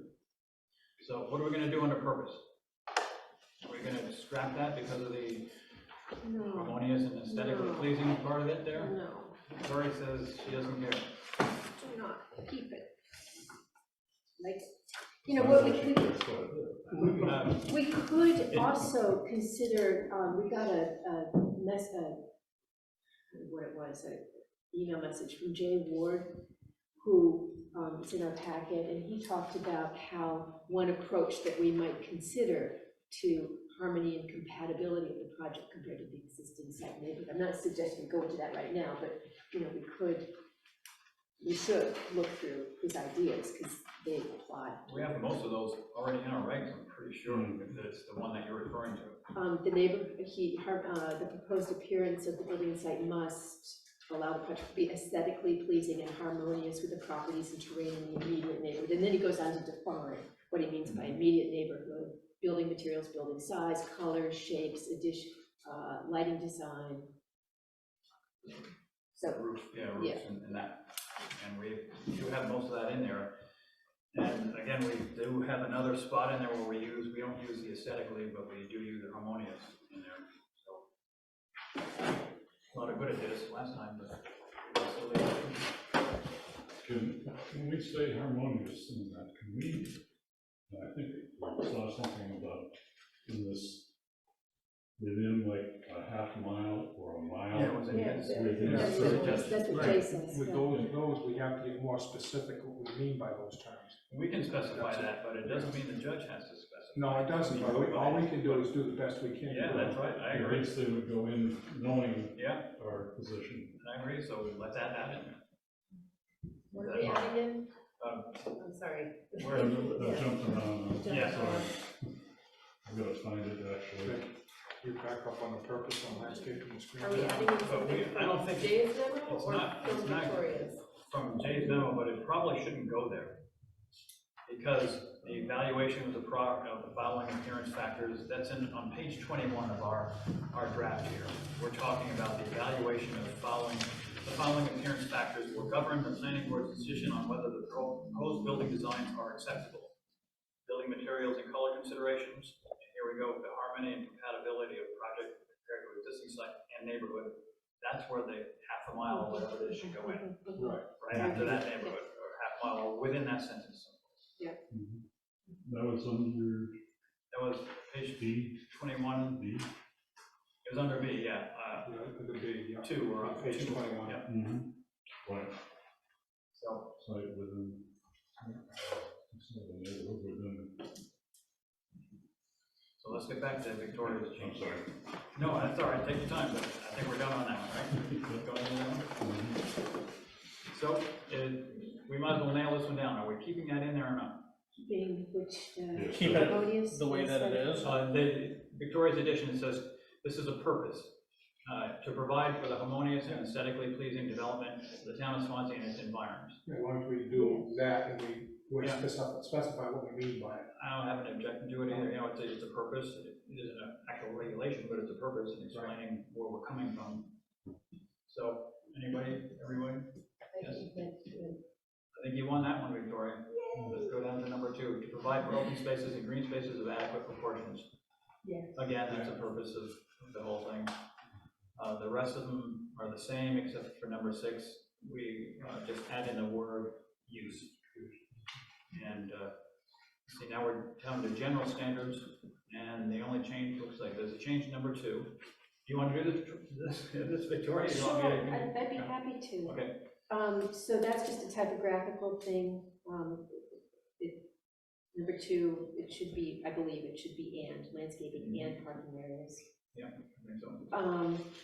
Well, and or. Well, And it's fine. number 3 is,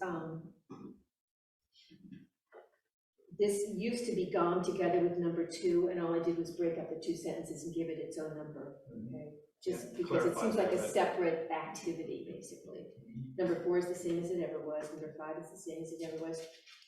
6 is, throughout the existing language, we keep talking about a 3-inch caliper tree, and rather than say it here, there, and everywhere, I said, let's just say it here in the general standard, because that's what we said. 7 is same as it ever was. Okay, 8 is my invention. And I just say we should not appropriate species known to be invasive. I don't think it happens very often because we pretty much don't specify anonymous anymore. But I did try to look up that there's a list of New Hampshire's prohibited invasive plants that's currently online, so we can direct people to that, you know, to just double check. Something we should be aware of. Number 9 is same as ever, 10, same. Here, this was again an editorial thing. It was unclear writing, and I just tried to make it better in verbiage. So number 11 and 12 to go together, okay? I separated them into 2 different, they used to be a single item, now they're 2 items. And it helped to clarify the idea about storage areas and loading areas shall be located and screened. And then waste disposal is like this whole separate activity. And again, it's the original sentence, but it's sequenced different, I think. Yeah, Yeah. So there's no change from what we had before. That's number 12 you're talking about. Number 12, yeah. Get rid of that Yeah. last sentence down there, which, yeah, we don't need that. And then, okay, number 13, the final design, instead of using, okay, there is a sentence in section 8 general standards that says about parking. That is exactly this same sentence, except it refers to a parking lot. And I just lifted that sentence and put it here and said the final design of the landscaping plan shall be subject to the approval of the board, which may require other standards as special circumstances warrant. So that again gives us the discretion. Gives us a little, bit of discretion there. Yeah. And then recommended general approach to landscaping is the same, is on page 18 in our draft. It's item D. And so there we talked before about getting rid of that specific plant list because things change. Definitely. And I looked up that, what used to be referenced here, this selected trees for urban land, whatever, blah, blah. I couldn't find it. It's not online anymore. So forget that. But we do have this wonderful, wonderful book that we could encourage people to look at, okay? Mr. Durr is like the tree god, okay, in landscape architecture. We all bow down to him. And everybody knows him, okay? So if we reference him, you know, we could say, check out, you know. Because he gives endorsements, basically, of various trees and shrubs, which is really helpful, you know, very honest, he's brutally honest, okay? He says, like the calorie pear, you know, he says, extremely overused, nobody should be planting this anymore, it has all these problems. So, you know, we could just encourage them to consult, you know, a professional kind of reference. Yeah, because the smaller ones, you know, people who don't hire a professional might want to look at something like that. Yeah. Professionals probably wouldn't look at it and say, we all know all that stuff anyway, so. How easy is it to find that book? Very easy, and it's $40, okay? You'd think with all those colored pictures, you'd think it'd be really expensive. It's not. A book like this, So somebody, like a small business owner, they could get it at the library. it is at the library? I haven't looked, but I would assume. Because I've not seen it before. It's interesting. So number 2, wherever possible, use native species. That's my language, because I think we want to encourage people to do that, because they tend to do better, then they don't die, and then we don't have to replace them, okay? And then we go on to specific standards, which is landscaped buffers between different uses of land, and that is, where is that? Page 17 on our draft. Page 17, yes. Okay, and that is, again, I just tried to clarify the sentence.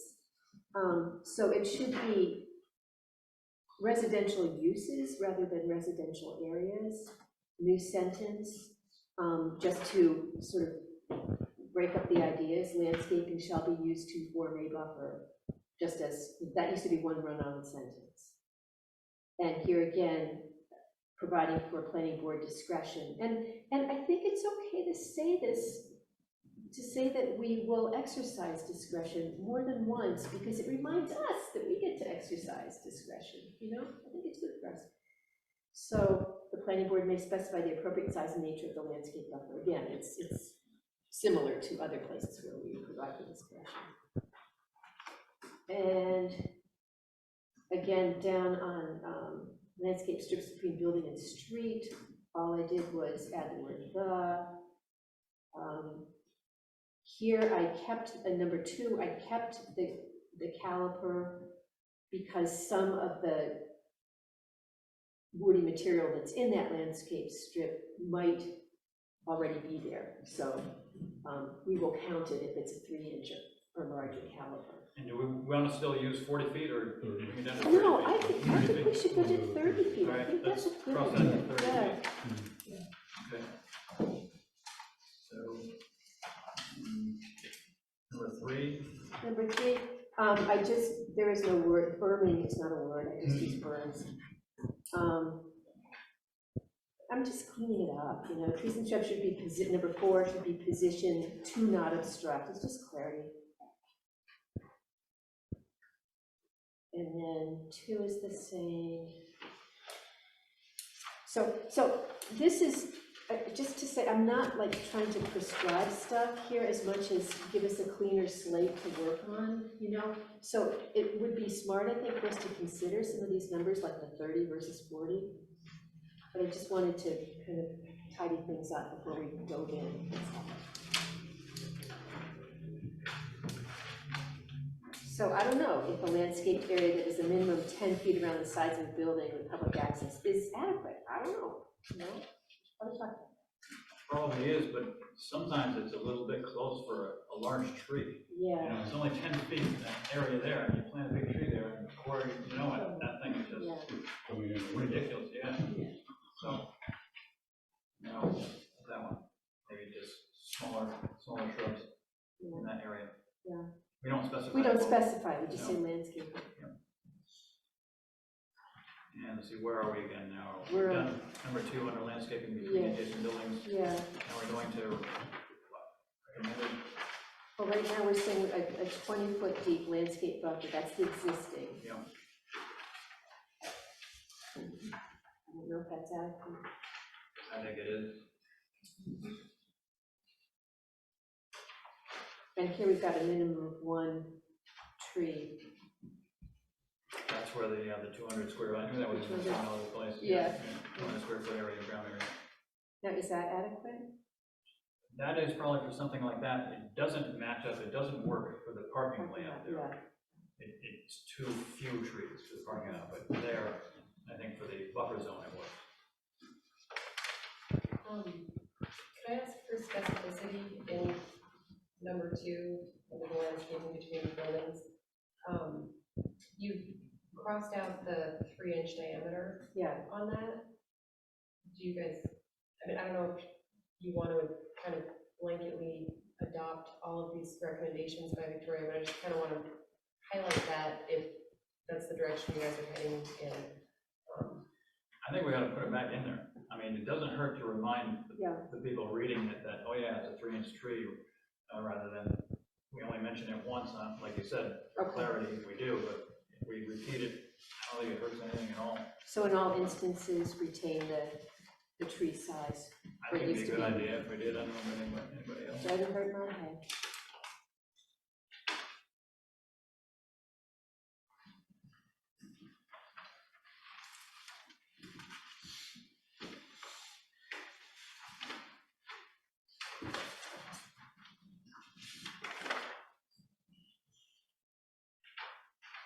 So then you jump to, is it recommended general approach to landscaping? Is that where we're going next? Yeah, I think it is. That's on page 18 as well. But it's on the back of the cover there, or the first page of yours, Victoria. Recommended general approach, Yeah. we talked about that already. That was We're good with that? we got rid of the list. Yep.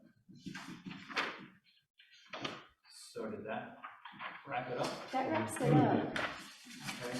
And a lot of those are clarifications and, Yeah. you know, shortenings and things like that. It's just English. Make it work a little bit better.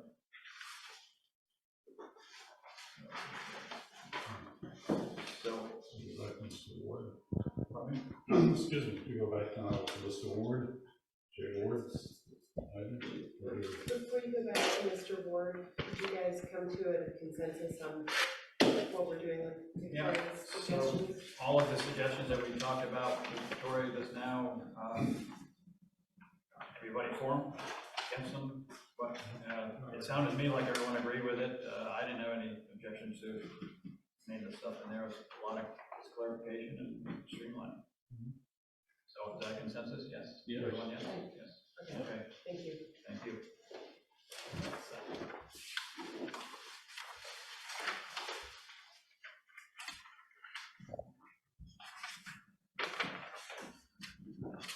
So should we maybe say 3-inch caliper planting in all those instances?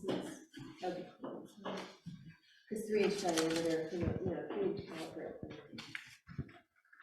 Same thing, doesn't really matter. Yes. Diameter and caliber. Choose simple.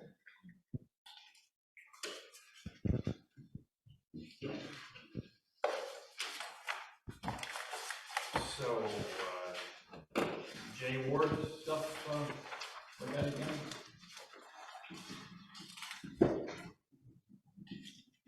And we went over this at our last meeting. Bunch of this stuff, so anybody have any other, additions or? The, under stormwater drainage, Let's see, where are we? number 3, on the first part is, first page is, Sewage underground storage area, stormwater, yeah, I see, yeah.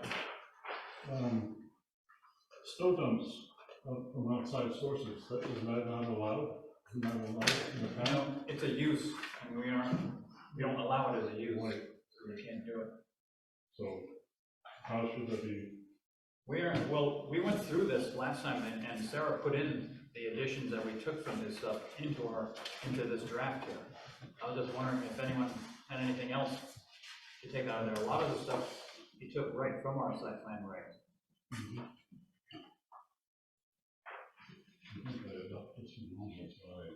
Well, I don't think anybody had it. I just had it in my book because I knew this one, and there was another one that we had to reference, just to bring them up for discussion. And we have, let's see, on the general standards, specific standards, we have that one in there. Sarah put that in there about the review of the Conservation Commission. That's in there. Can I ask a question? Oh, yeah, yeah. I was kind of going back and forth looking at this afternoon and seeing where things have been put in. I was curious if you used the, under letter H in our letter J and I, it says stormwater drainage, the number 2 that was, where they talked about for any use that will render impervious more than 15% or 2,500 square feet of any lot. Was that kept in there? It's not in our, we talked about it last meeting. I do believe it was last meeting there, and it's just, it's too restrictive, I think anyways. That's not very much, 15% or more, or 2,500 square feet on a lot. That's not a whole heck of a lot to make everyone give us a storm water management plan. Well, and I'm curious, because he had that under general standards, and I was wondering if that should have been maybe under specific standards for over an aquifer, but. Specific for what? Not right, if you were over an aquifer. Oh, is that what this is about? But Or where think it he's might- got it here is under general standards, so that wouldn't make sense. But I think it came out of, I believe, the proposed groundwater protection ordinance. So it may have originally referred to sites over an aquifer. I still think it's too restrictive. The whole town practically is aquifer.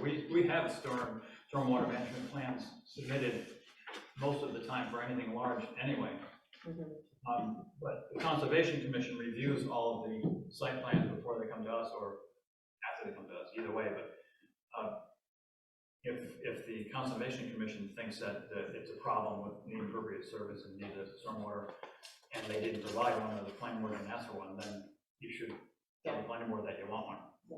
I was just curious what your thoughts were about that particular one, because I didn't see it reflected in. Just my thoughts personally, I think it's too restrictive. I don't know about the rest of the board. I can't visualize it. But if we're counting on the Conservation Commission to alert us to that need, that's going to work today with the current Conservation Commission, but maybe not in 10 years. With a different constitution with the Conservation Commission. Where's your faith, Victoria? I know. Who said that? I mean, so I wonder if we should try to codify it somehow. I don't know. Again, it's pretty restrictive, I think. It's too much of an error to have everyone comply to it, because practically everyone coming in here probably would have to submit to that. So a parking lot, this is an 8,600 square foot parking lot. So- This person would have to give us a stormwater management plan, right? Yeah, they would. So if it was whatever smaller thing, You're talking about 2,500 square feet, is what we're Yeah. talking about there, or 15%, so what is that? or more than 25. That's a pretty small area, but more than 15%, yeah. So, yeah, I mean, we do still have the flexibility to look at it in an area that's over the aquifer and ask for a stormwater. Yeah. And the planning board now, we try not to anyways, decide on the site plan if we haven't heard from the Conservation Commission yet. We'll postpone it until we do, because the meetings, Sarah brought up that the meetings are kind of staggered sometimes. They don't coincide with one another. Yeah. So if the commission thought that we needed stormwater management, the planning board agreed. And that,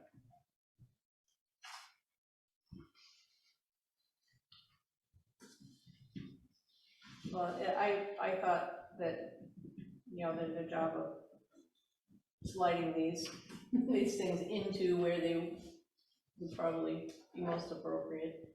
So I was able to, it made sense to me when I read it. Any other members of the board, any comments on that? Yes, no, leave it up to the Conservation Commission? Okay, general consensus? Yes, Okay, so we are not making a change. no.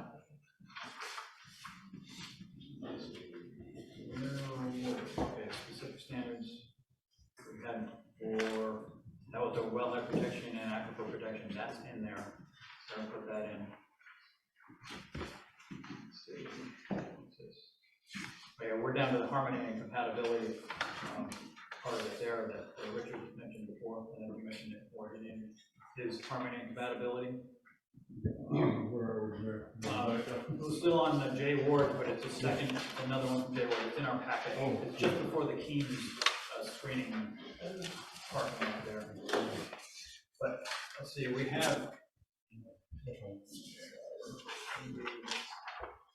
cover a lot of that stuff in these regulations here. It's building materials, in the opinion of the planning board, should be suitable for the durability and appearance of the project. We do for appearances. I'll just get to where we are. So, what we have in ours in evaluation is the building materials and color considerations. We consider there. They've got building size. Opinion of the planning board must be similar, but not necessarily identical to the size of other buildings in the neighborhood. I don't think we can do that one because of, lot sizes, density requirements. If you buy a big lot, you can put whatever size will fit on there with the density on it, so we can't use that one in there. Colors of the building, we have that one in ours somewhere in there, don't we? Let's see. Oh yeah, color considerations, that's in there. Let's see. And they're talking about must be in accord with the colors of other buildings in the neighborhood. The planning board could still, in certain instances, I suppose, bring that up, because we have colors in there already, considerations. Let's see, number 4, with the shape of the building, including roof lines, yeah, we've done that before. Board must be in accord with other buildings in the neighborhood, definitely, we've already set that precedent. Number 5, in addition to the standards outlined in section 7, see, lighting design, only lighting visible from the exterior of the building should be, the planning board not provide nuisance to surrounding neighborhood. We have that in there someplace there, let me see now. Lighting design, only lighting visible from the exterior, so he took a lot of direct market regulations anyway. Let's see, number 6, retention, alteration, or removal of existing structures and site features should, in the opinion of the board, be the appearance of the site in accordance with the surrounding neighborhood. I don't think we have that. Oh yeah, we do have that, retention and alteration, so that's covered as well, so we got those covered. But the neighborhood thing, are we gonna put that in the, how we define neighborhood? Is it 1/2 mile radius? Are we gonna stick that in the, I think if we're gonna put something like that in there, it would be closer than 1/2 mile. I mean, we're talking about the neighborhood, we're talking about the butters, really. Retention, alteration, or removal of. oh, no, I'm talking about the whole, earlier he says the neighborhood is defined as the area within a 1/2 mile radius of the proposed site, regardless of zoning district. Are we going to include that in, You're talking on about where page we, 21? talking about where we added that in, about under harmony and compatibility of project compared to Yeah, existing site. Yeah, so neighborhood. we're gonna do 1/2 mile on that? We're adding, yeah, 1/2 Good, mile radius. okay, awesome. Right in that sentence, there already got that. Yay. He already, it was in that, page 21, the, Two packets right I now. know you wrote that down, Okay, let me write it down. you did. Let's see, that was, On D2. Yeah. is this, I'm sure it'll be too. So you want the 1/2 mile radius as Mr. Part of Moore that. has presented? part of that sentence? No, I mean, no, we're just putting in 1/2 mile radius.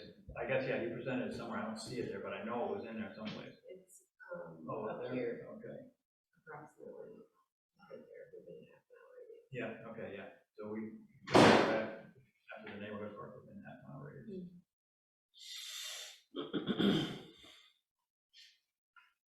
I'll clarify that. So that's the rest of those. Okay, so we're almost to the end of it here. So on page 23, we have under special flood hazard areas. So it says all development in the floodplain district is prohibited except by special exception. That's probably not the case. It probably has to be a variance. Special exception means that it's an allowable use. We're just giving a special exception to it. A variance, they need a variance to build on floodplain. So I think we should just change that to a variance. Sarah? I can't remember how it is in the zoning, so I'm looking it up real quick.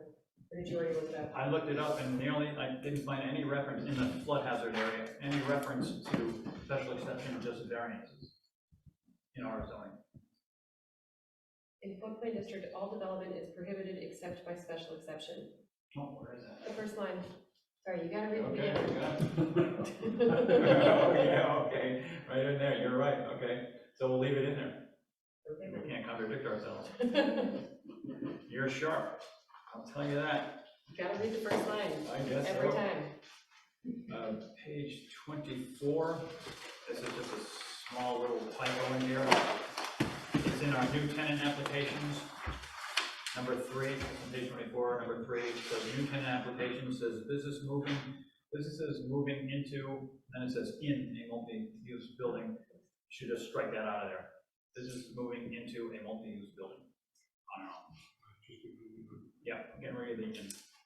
And that's everything I have. Anybody else? I don't know if it's really for me to say, but reflecting back on the sort of applicant that was before the board earlier.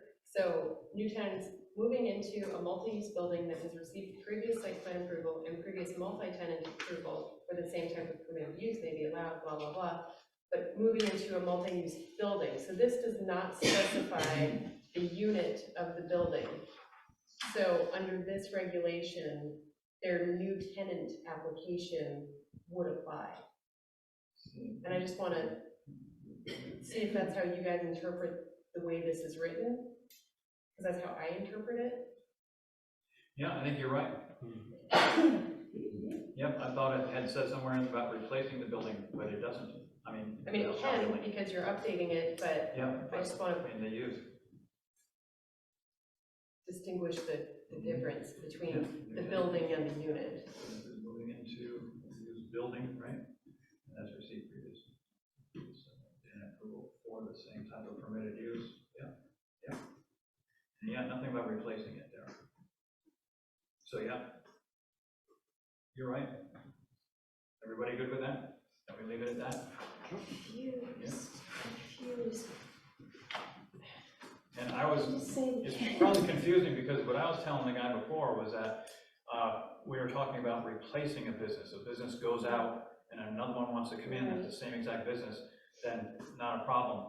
But if we were going into a building which there was not that business before, then they had to come in. Yeah. But what we're saying here says nothing about replacing. It says specifically that new tenant applications, businesses moving into the building, multi-use building, that has received the site plan, which would be that building down there, and previous multi-tenant approval for the same type of permitted use. So it doesn't necessarily mean that that space that the building is that the person is going into was occupied by someone doing the same business before. It doesn't say that. I thought it had. The regulation is specific to the building, not the unit within the building. That's what the mechanic shop worker going into another Yeah. mechanic shop. That's fine, yeah. I don't see any If problem they're with that. gonna put a zoo or something in there, that'd be different.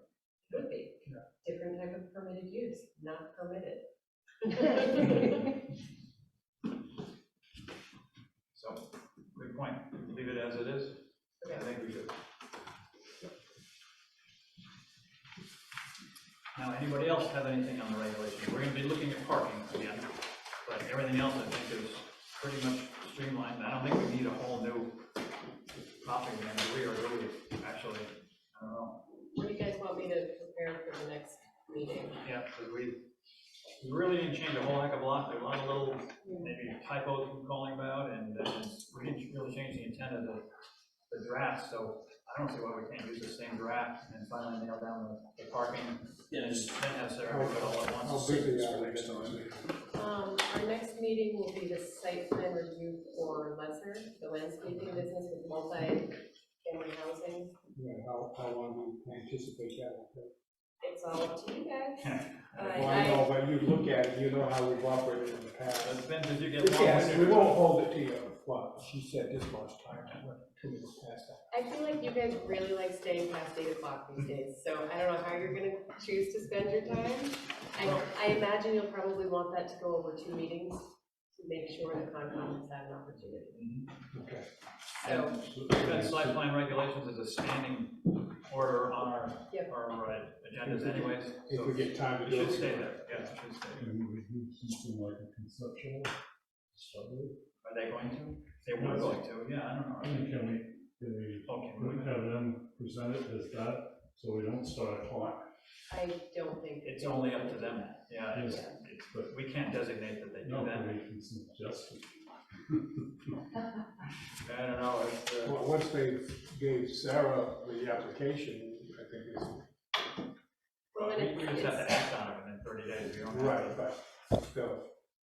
Can I bring us back to Victoria's purpose section? Oh, What did we decide to do with that? We're putting that off until, We're putting it off to make sure we have everything in there covered. oh, okay, this is our checklist. I didn't take notes. And Jane's putting everything away, but we do have one more item of business again. Yes, we do, that's right. We have these 2 lots, town owns 2 lots Oh, right. at the intersection with Marcy Hill Road and Route 12 Oh, yeah. that the Board of Selectmen would like to sell, map 16 lot 19 and map 16 lot 15. Both lots are zoned in the business district. Map 1619 is approximately 2.9 acres and was granted to the town as part of the Marcy Hill Road subdivision. It will be sold, reserved as permanent green space. Okay? Map 16 lot 13 is approximately 16 acres and was donated to the town in 1994 after it was considered and then abandoned as a possible location for the tire warehouse facility. It was gifted to the town without restrictions and will be sold as such. So. Isn't that kind of a wet area? That is a It wet is, area. yeah, that's a real wet area. Mike, you remember right, way back in the 80s, somebody proposed putting a store with gas pumps in, it kind of got shot down. That's true.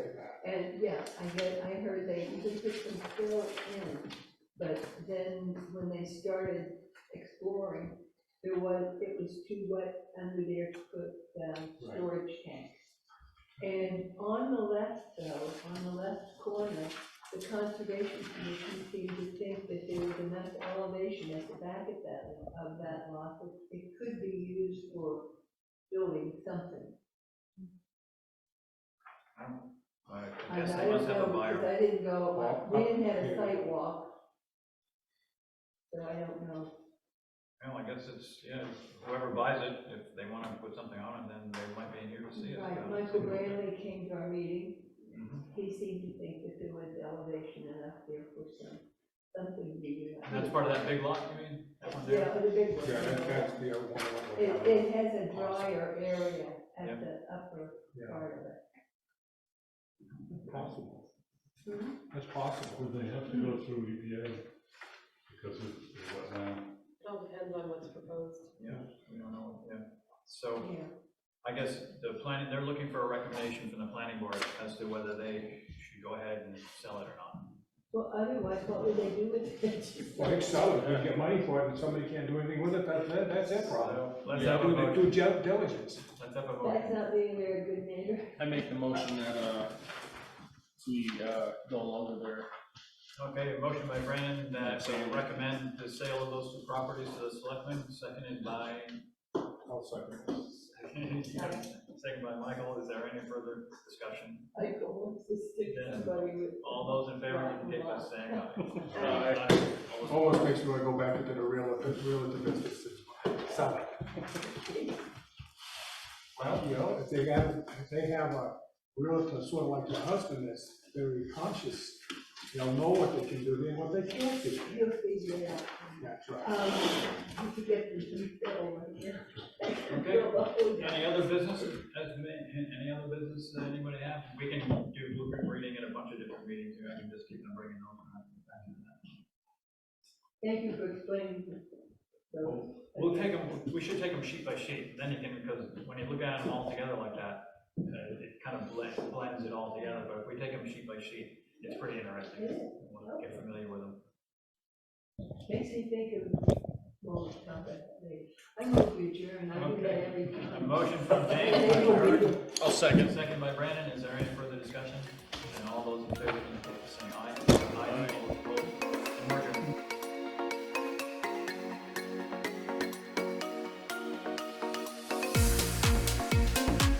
This meeting was recorded by Falls Area Community Television, located at 1 Hospital Court, Bellows Falls, Vermont. If you would like a copy of the meeting, our phone number is 802-463-1613, or email us at fact810@gmail.com.